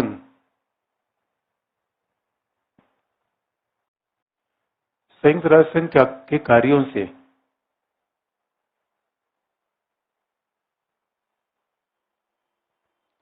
संयुक्त राष्ट्र संघ के कार्यों से व्यक्ति के जीवन का एक भी पक्ष अछूता नहीं बचा।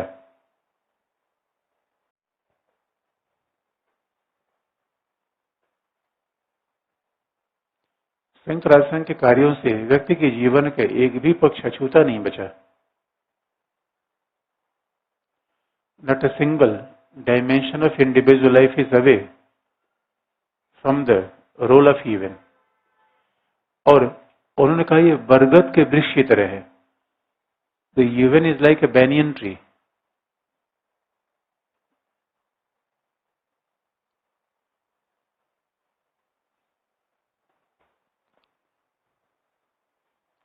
संयुक्त राष्ट्र संघ बरगद के वृक्ष की तरह है। और अब देखेंगे, अब अगर ये कहते हैं कि बरगद के वृक्ष की तरह है, सीधे से मतलब है कि हमारे जीवन के हर पार्ट में उसका कंट्रीब्यूशन है।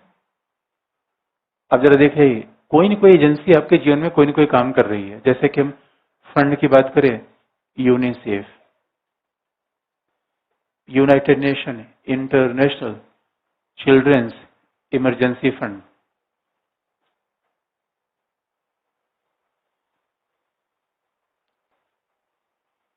UNICEF, United Nation International Children's Emergency fund.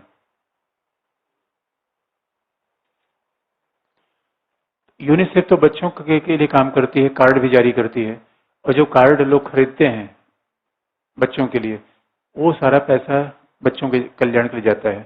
क्योंकि that is a tragic part of the world. इस दुनिया में बच्चे और महिलाएं युद्ध शुरू नहीं करते, but they are worst victim of that kind of problem. अब आप देखेंगे कि कई बार मेल क्या होते हैं, वो भाग जाते हैं जगह से, महिला बच्चों के कारण भाग नहीं पाती, क्योंकि उसके लिए बच्चे सबसे प्राथमिकता है। इस वजह से कहा जाता है यूनिसेफ इज वेरी इंपॉर्टेंट। बच्चों को ही बात करती है, महिलाओं के सपोर्ट करती है। और आप देखेंगे international monetary fund, IBRD, these are also autonomous agencies of UN। अंतर्राष्ट्रीय मुद्रा कोष, international bank for reconstruction development, that is popularly known as the world bank. अंतर्राष्ट्रीय पुनर्संरचना और विकास का अंतर्राष्ट्रीय बैंक, international bank for reconstruction and development.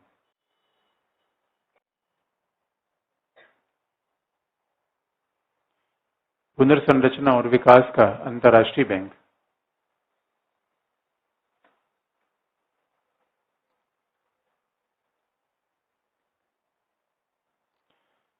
इसका मतलब है, और आप देखेंगे दूर दराज के गांव में पता चला कोई सड़क बन रही है तो which is funded by IBRD।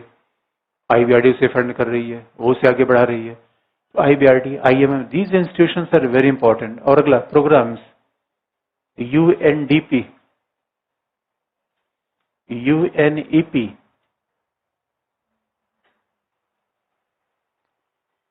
United Nations Development programme,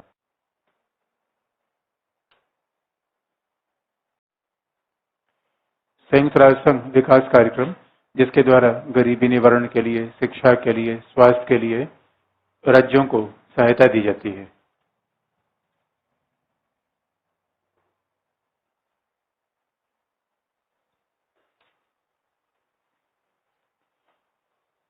तो और दैट वाज मेड इन 60। अच्छा, 1960 का दशक इसलिए इंपॉर्टेंट है कि विकासशील देश बार बार ही मांग उठा रहे थे कि they are under the problem of new colonialism. वो तो नव साम्राज्यवाद के अधीन आ रहे हैं, उनमें नवोपनिवेशवाद का नियंत्रण होता जा रहा है, तो उनको आजादी कहां से मिली। UNEP बना जो पहली बार 1972 में UN कॉन्फ्रेंस फॉर एनवायरमेंट हुआ, डेवलपमेंट एनवायरमेंट, स्टॉकहोम बैठक।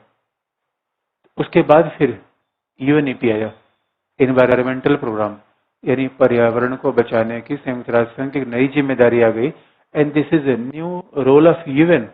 और आप देखेंगे this is new threat of the human life too. अभी तो मानवीय सुरक्षा का विचार आगे कहां बढ़ गया, पर्यावरणीय सुरक्षा में।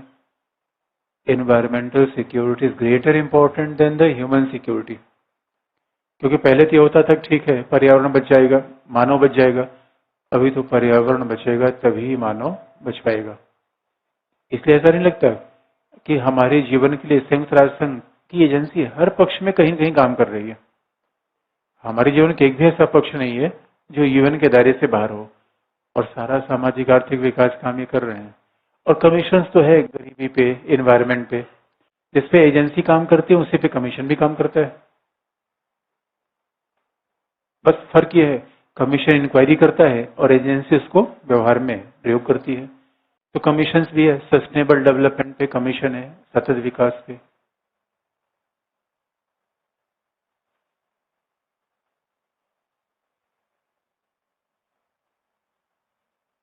सस्टेनेबल डेवलपमेंट जैसे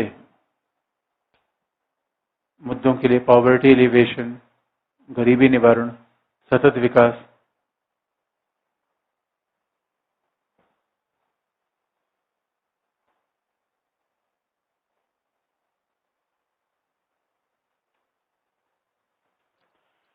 और एक बात इससे और जुड़ा जा सकता है, ये केवल सामाजिक आर्थिक भूमिका नहीं है, बल्कि जरा सोच के देखिए, अच्छा इसे हम ह्यूमन राइट्स का डेवलपमेंट कहें ना कहें? अगला पॉइंट है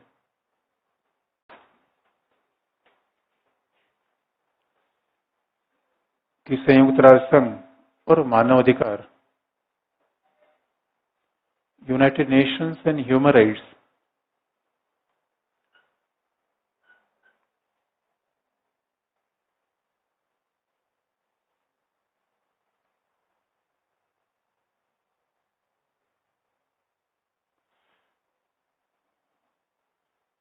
दस दिसंबर 1948 को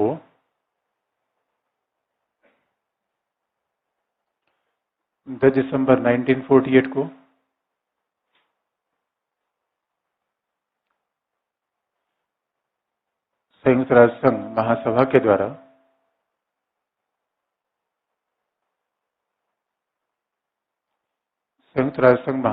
द्वारा मानव अधिकारों का सार्वभौमिक घोषणा पत्र जारी किया गया।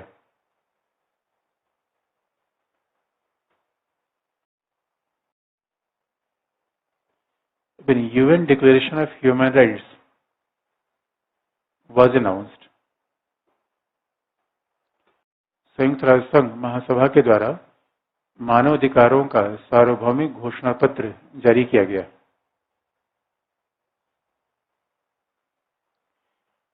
मानव अधिकारों का सार्वभौमिक घोषणा पत्र जारी किया गया। अब ये बात बड़ी महत्वपूर्ण हो गई, UN declaration of human rights. और एक खास बात यह है कि जब 10 दिसंबर 1948 का मानवाधिकारों का सार्वभौमिक घोषणा पत्र आया था, तो वो कहीं न कहीं फांसी, नाजीवादी हिंसा को, जो द्वितीय विश्व युद्ध के दौरान कोई हिंसा हुई थी, ऐसा लगा कि फांसीवादी व्यवस्था नहीं होगी, नाजीवादी नहीं होगी। तो बड़ा फेमस है न्यूरेमबर्ग ट्रायल। न्यूरेमबर्ग ट्रायल का मतलब है ऐसे लोगों को दंडित किया गया जिन्होंने सेकेंड वर्ल्ड वॉर के समय मानव नरसंहार किया। इसका मतलब है, आपने अगर ये माना है कि मानवाधिकार का उल्लंघन वार से ही होता है, मानवाधिकार का उल्लंघन केवल नॉन डेमोक्रेटिक गवर्नमेंट से नहीं होता। What is larger meaning of human rights? Larger meaning of human rights is social economic development. और ये सोशल इकोनॉमिक डेवलपमेंट किसका होना चाहिए? महिलाओं के लिए अलग से international year of women in 1975। ऐसा नहीं लगता संयुक्त राष्ट्र संघ जो दुनिया में हो रहा है उसे प्रदर्शित करता है या दुनिया को परिवर्तित करता है? यानी whether UN is a microcosm of this world, क्या संयुक्त राष्ट्र संघ दुनिया की एक सूक्ष्म तस्वीर है? हाँ, ऐसा दिखता है, क्योंकि जो चीजें दुनिया में होंगी, just United nation just like a mirror of a car. जब किसी कार के मिरर को आप देखेंगे, साइड में वही चीज दिखा जो पीछे हो रही है। तो संयुक्त राष्ट्र संघ में वही मुद्दा है जो दुनिया में चल रहा है। अगर कश्मीर का मुद्दा है तो वहां जाएगा, फिलिस्तीन का मुद्दा है जाएगा, पर्यावरण, गरीबी, बीमारी, what ever present in this world that will be reflected over UN. क्योंकि अच्छा बताइए, आप उन्हीं बातों पे चिंतन करेंगे जो समाज में है, उससे अलग चिंतन करेंगे जो समाज में चल रहा है? क्योंकि आप समाज के पार्ट हैं। You are not even existing in a vacuum. आप निर्वात में तो नहीं है। निर्वात होने का मतलब न हमारे पास आसपास कोई परिवेश है, न समाज है, न परिवार है। मैं अकेला इस फैन की तरह चल रहा हूं, ऐसा नहीं है। तो सवाल ये है, यूएन दुनिया के माइक्रोकॉस्म को दिखाता है, but it represent the status को, और is it looking for a change? Change. अगला पॉइंट,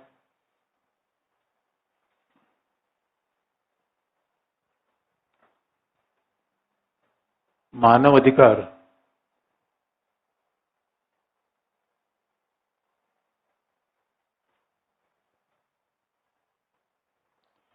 मानवाधिकार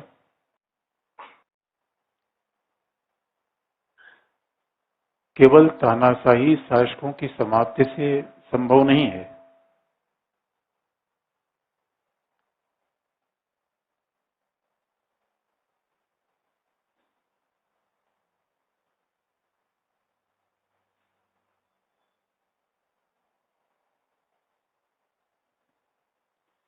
मानवाधिकार केवल तानाशाही शासनों की समाप्ति से संभव नहीं है, अपितु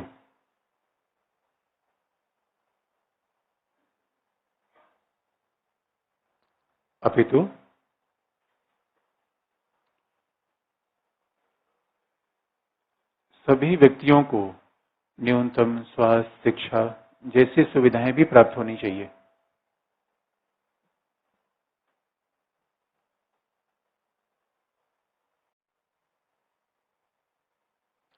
But all the people in this world should have this facility of basic minimum life. सभी व्यक्तियों को जीवन की न्यूनतम सुविधाएं भी प्राप्त होनी चाहिए।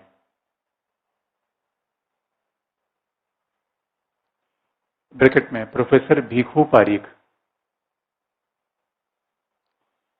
सभी व्यक्तियों को न्यूनतम सुविधाएं भी होनी चाहिए।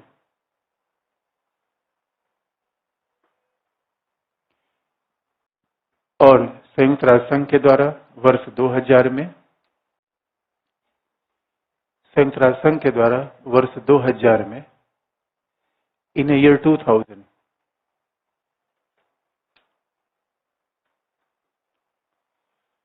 सहस्राब्दी सहस्राब्दी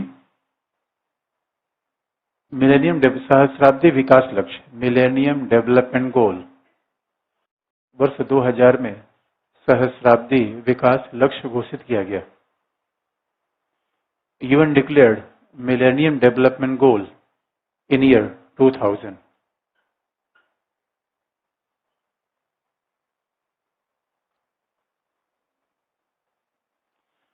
वर्ष 2000 में सहस्राब्दी विकास लक्ष्य घोषित किया गया। और ये बड़ा इंटरेस्टिंग पार्ट आप देखेंगे। सहस्राब्दी विकास लक्ष्य का मतलब था कि because the year 2000 was a new year, new decade, new century and new millennium. बहुत कम ऐसा होता है और आप सभी ने वर्ष 2000 को देखा होगा। This is rarest moment in life. कोई कारण नहीं देखा है। 2000 के बाद पैदा हुई हो? बाद पैदा हुई क्या? अच्छा ठीक है, उसके पहले मतलब।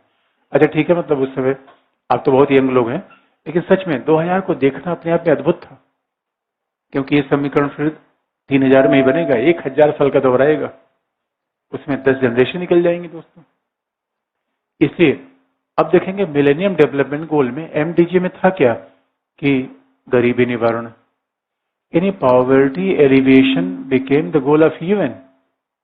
गरीबी निवारण है, इसमें जेंडर इक्वलिटी है, एवोल्यूशन ऑफ एड्स। अब जरा सोच के देखिए, अगर गरीबी निवारण ये UN का गोल होता है, ये नया रोल है पुराना? This is new role of UN। और क्या इससे प्रमाणित नहीं होता है it is a playing a social role? ये सामाजिक भूमिका दिखाता है। ये यही तो है कि कैसे UN। और आप देखिए, अगर समाज ऐसा होगा, पूरी दुनिया ऐसी होगी, तो क्या इससे ज्यादा ये कहने की आवश्यकता है कि दुनिया में सुरक्षा नहीं होगी? यही तो कलेक्टिव सिक्योरिटी है। कलेक्टिव सिक्योरिटी का मतलब ये नहीं होता कि ओनली बस मेंटेनिंग मिलिट्री, किसी के ऊपर हमला कर देना, नहीं। ऐसी परिस्थितियां पैदा कर देना जहां से युद्ध न हो। और यूनेस्को की फेमस लाइन है, युद्ध मानव के विचार से उत्पन्न होता है। इसे युद्ध को रोकना है तो डिटरेंस बनाएंगे या मानव विचार को परिवर्तित कर देंगे। An idea can change the life. युद्ध मानव मस्तिष्क से उत्पन्न होता है, युद्ध हथियार से उत्पन्न नहीं होता। That is base of UNESCO, that is base line of UNESCO. और इसलिए अब दुनिया में युद्ध को खत्म करना चाहते हैं, मानव विचारों को बदलिए। और मानव विचार कैसा होना चाहिए? वैज्ञानिक होना चाहिए, आधुनिक होना चाहिए, मानवतावादी होना चाहिए। अपने आप दुनिया में शांति उत्पन्न हो जाएगा। तो अब देख कितनी बड़ी बातें हो गई। अब इसका मतलब UN है क्या? अगला हेडिंग। अब जरा ध्यान से देखिए, कलेक्टिव सिक्योरिटी है तो भी वही लिखना है, यूएन का रोल है तो भी वही लिखना है। अब जैसे देखिए कैसे कंपेयर किया जाता है। अब मान लीजिए कि कभी देखने में बड़ी सिंपल सी बात है, सामाजिक आर्थिक परिषद पर टिप्पणी लिखिए और आपने लिख क्या दिया, सामाजिक आर्थिक परिषद में 54 सदस्य होते हैं, हर तीसरे साल एक तिहाई अवकाश प्राप्त कर लेते हैं, इनका कार्यकाल इतना होता है, तो ये महासभा के द्वारा निर्वाचित होते हैं, इनका काम सामाजिक आर्थिक विकास करना है। एग्जामिनर क्या समझेगा? यही सब प्रश्न जितना सरल, लिखने का चैलेंज उतना ही बड़ा, याद रखिए। यही सब गलतियां लोग करके चले जाते हैं, कहते नंबर नहीं मिला। हम जो बता दें दोस्तों, लिख दीजिए, टॉपर न बन जाइए तो बताइए आपको। मजाक नहीं कर रहा हूं दोस्तों, ये बस मैं सीरियस बोल रहा हूं। अपनी मुंह से अपनी तारीफ नहीं की जाती, लेकिन ऐसा है वास्तविकता भाई। यही तो लिखने का तरीका है, बेसिक बातें आप लिखिए और कैसे कनेक्ट किया जाता है, कहाँ गलतियां करते हैं, मैं हर पॉइंट आपको बता देता हूँ। अच्छा ये प्रॉब्लम है, यहाँ लोग प्रॉब्लम करते हैं, ये ऐसे कारण होते हैं कि नंबर नहीं आते। थ्योरी को जोड़ दीजिए, एनालिसिस लिख दीजिए, एक को जोड़ दीजिए, बाकी क्या कारण है, कोई नंबर नहीं मिल जाएगा।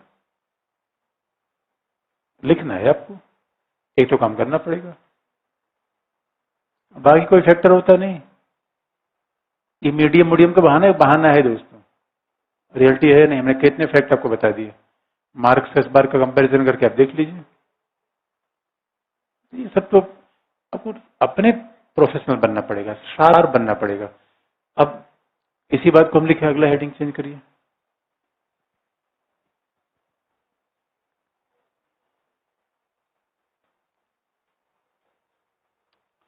अच्छा हेडिंग पहले बस एक लाइन और लिख लीजिए। संयुक्त राष्ट्र संघ के द्वारा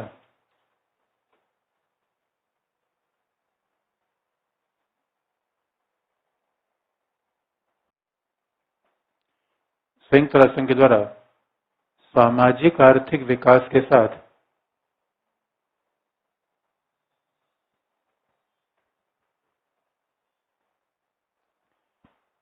संयुक्त राष्ट्र संघ के द्वारा सामाजिक आर्थिक विकास के साथ लैंगिक सशक्तिकरण पर अत्यधिक बल दिया गया। Women's empowerment also became a key issue for UN.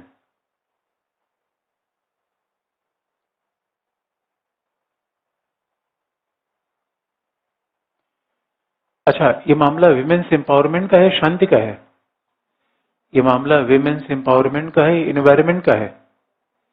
ये मामला विमेन्स एम्पावरमेंट का है, ग्लोबल कंसर्न का है? ये मामला विमेन्स एम्पावरमेंट है कि नेशनल पावर को बढ़ाने का है? एक ही शब्द में आप कई डायमेंशन तुरंत खो सकते हैं। आप कहेंगे यार ये महिलाओं के सशक्तिकरण से राष्ट्रीय शक्ति कैसे बढ़ेगी? महिलाओं के सशक्तिकरण से क्या होगा, आधी महिलाएं वर्किंग फोर्स होंगी जो भी घर में बंद है, then we can stand our nation. महिलाओं के सशक्तिकरण से क्या होगा, सारी लड़कियां पढ़ी लिखी होंगी, वो बराबर भाई हमारी इकोनॉमी प्रोडक्टिव होगी, साझेदारी बढ़ेगी। और दोस्तों महिलाएं अगर शिक्षित हो गई, पर्यावरण की समस्या, जनसंख्या नियंत्रण करने का सबसे बेहतरीन तरीका क्या है? आजकल पढ़ी लिखी महिला बच्चा ही नहीं चाहती, 1 दर्जन कहां से आएगी? पुरुष पैदा कर ले जाता है, वो चाहे तो अपना ऑपरेशन कर पैदा कर ले। दोस्तों एक बच्चा पैदा होने से महिला का पूरा शरीर अस्त व्यस्त हो जाता है, और पुरुष को इस बार कोई फर्क नहीं पड़ता। पुरुष को लगता है ना टीम बन रही है, बनने दो, खिलाड़ी पैदा हो रहे हैं। तो एक कमाल के, महिला को तो हमने कोई महिला समझा नहीं, वस्तु समझा दोस्तों, वस्तु समझा है, उसको मशीन समझा कि नहीं महिला है तो गल मशीन है। ये कितना अजीब सा बात है, कितना सेंसलेस बात है। एक घर में अगर ज्यादा बच्चे पैदा हो, सोचिए इसका मतलब महिला को तो हमने तबाह कर दिया। हो गया कि नहीं दोस्त, बताइए। ये बात तो महिला ही समझ सकती है, आप कहेंगे तो फिर मैं कैसे समझ रहा हूं?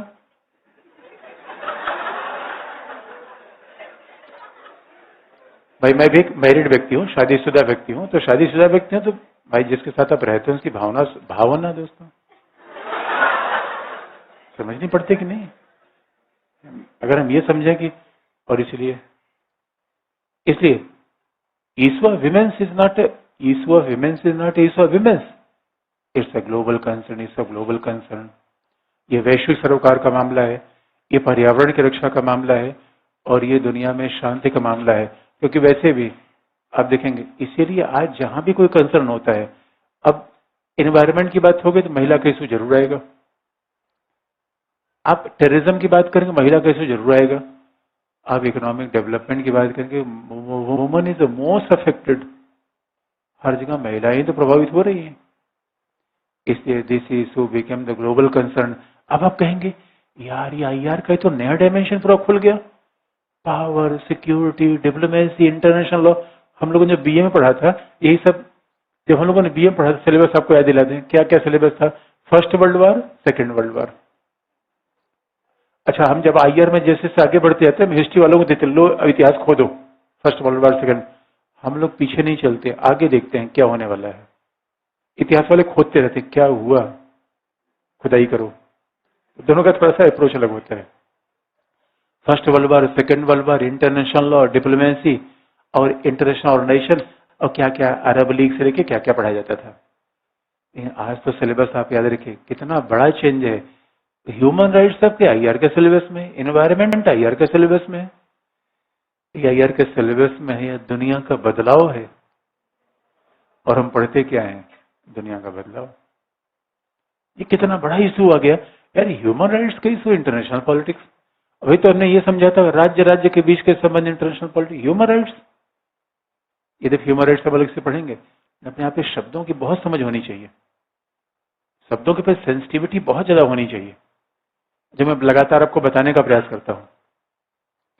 कितनी बड़ी बात है भाई, global issues, rights of women's, जबकि हम नाम international politics, relation between nation nation. शायद यही बात हमने आरंभिक रूप में आपको बताई भी थी कि इंटरनेशनल पॉलिटिक्स का आरंभिक मतलब यही है। इसके मायने कैसे चेंज होते चले गए, दैट्स वेरी इंटरेस्टिंग। इसलिए मामला केवल महिला का नहीं है, महिला ग्लोबल कंसर्न का है। क्यों? जब इसको सिक्योरिटी जोड़ देंगे, इसको टेररिज्म जोड़ देंगे, एनवायरमेंट से, इकोनॉमिक डेवलपमेंट से, यही तो ग्लोबल कंसर्न है, ग्लोबल कंसर्न है।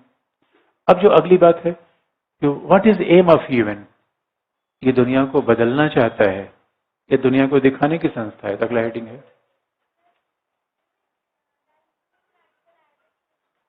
क्या आर्टिकल बात है?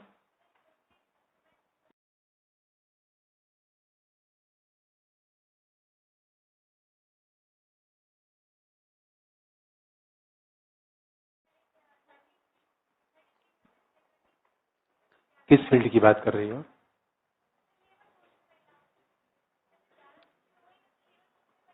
कहाँ कहाँ से रिपोर्ट पढ़ी आपने? और कहाँ का सोर्स है, क्या उन्होंने बात, किस फील्ड में की बात कही है? ऐसा तो नहीं हो।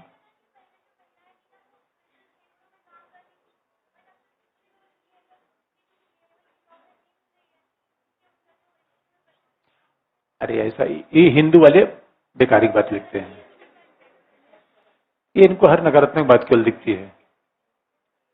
अब इन्होंने कहा दैट में बी डिबेटेबल। तो आप ऐसे देखो, इस प्रॉब्लम में देखो, हिंदू का, इंडियन एक्सप्रेस का, हमने देखो न्यूज पेपर डिवाइडेड पड़े हैं।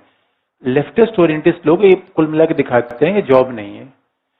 दैनिक जागरण आप पढ़ लोगे सरकार के भक्त हो जाओगे, जनसत्ता पढ़ लोगे सरकार के विरोधी हो जाओगे। तो इन सब पेपर का लिमिटेड यूज रखो। अगला हेडिंग, अगला हेडिंग है, संयुक्त राष्ट्र संघ विश्व के प्रतिबिंब के रूप में, United Nation as a microcosm of the world politics. संयुक्त राष्ट्र संघ विश्व के प्रतिबिंब के रूप में।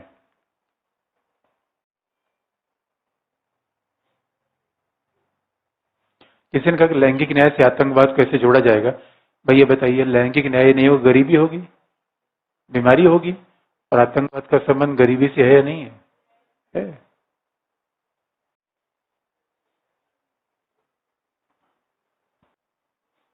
तो क्या लिखा आपने? हाँ। विश्व के प्रतिबिंब के रूप में, पहला पामर परकिंस। पामर परकिंस ने कहा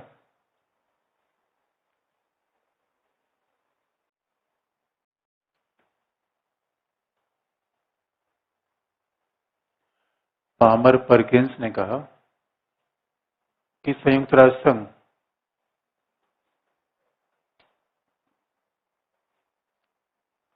अंतर्राष्ट्रीय संगठन है।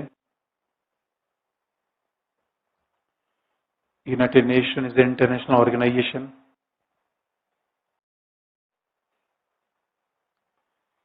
संयुक्त राष्ट्र संघ अंतर्राष्ट्रीय संगठन है और राष्ट्र राज्यों पर निर्भर होता है। Depends over this nation state. ये अंतर्राष्ट्रीय संगठन है, राष्ट्र राज्यों पर निर्भर होता है।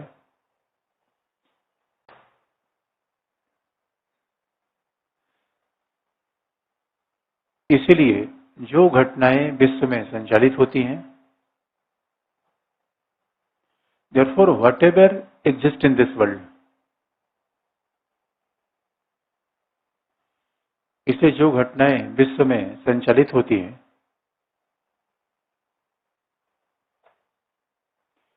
वही संयुक्त राष्ट्र संघ के मंच पर दिखती हैं।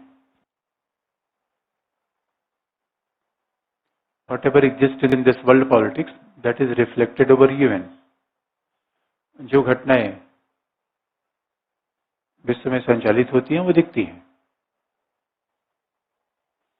तब देखेंगे संयुक्त राष्ट्र संघ के मंच पर, कभी सितंबर का सम्मेलन देखिए, संयुक्त राष्ट्र संघ के मंच पे क्या दिखेगा? आतंकवाद, पर्यावरण, लैंगिक समस्या, सहस्राब्दी विकास लक्ष्य, जिसको 2015 में चेंज कर दिया गया सस्टेनेबल डेवलपमेंट गोल्स।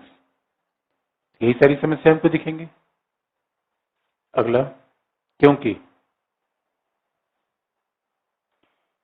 क्योंकि संयुक्त राष्ट्र संघ निर्वात में स्थित नहीं है।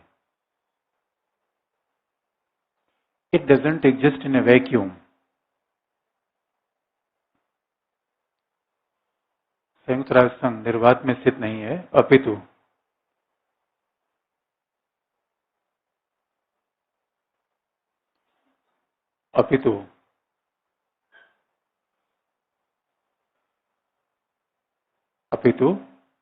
राष्ट्र राज्यों के मध्य स्थित है। इट इज लोकेटेड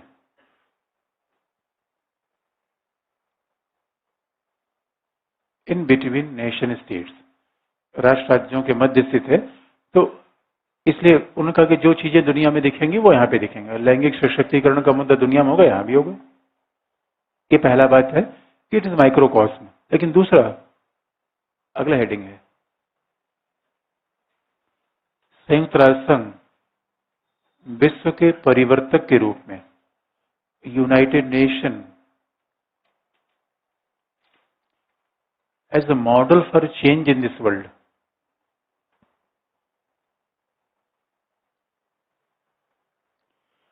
आपने सुना होगा कि दो शब्द का प्रयोग होता है, वो दो शब्द बड़े सामान्य प्रयोग में आते हैं कि दो शब्द का प्रयोग होता है। एक होता है स्टेटस को,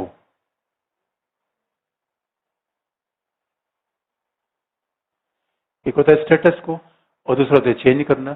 स्टेटस को कहते हैं यथा स्थितिवादी, भाई अगर कोई गरीब है वो भी ठीक है, मेरे वो भी ठीक है, इसमें कुछ हम कर नहीं सकते। लेकिन दूसरा क्या है? चेंज। तो क्या होना चाहिए? पहला,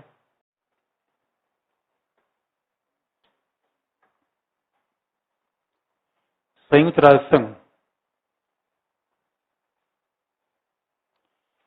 केवल यथा स्थितिवाद बनाए रखने का माध्यम नहीं है।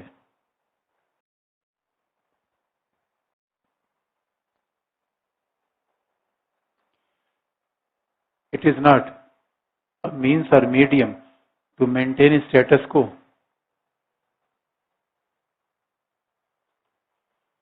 संयुक्त राष्ट्र संघ केवल यथा स्थितिवाद बनाए रखने का माध्यम नहीं है, अपितु विश्व में परिवर्तन का प्रतीक है। यथा स्थितिवाद underline, but it always looking for change in the world.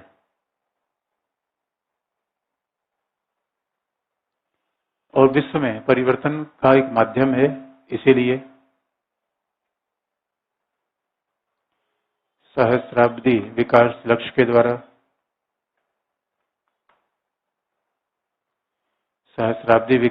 द्वारा,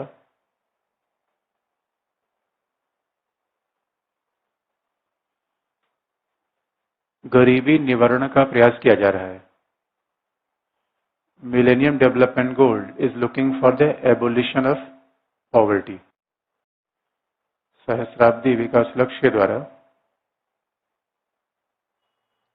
गरीबी निवारण का प्रयास किया जा रहा है।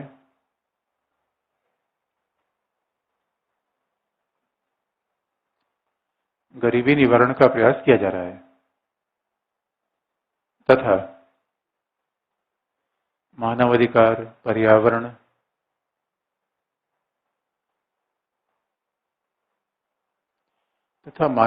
पर्यावरण की रक्षा के लिए भी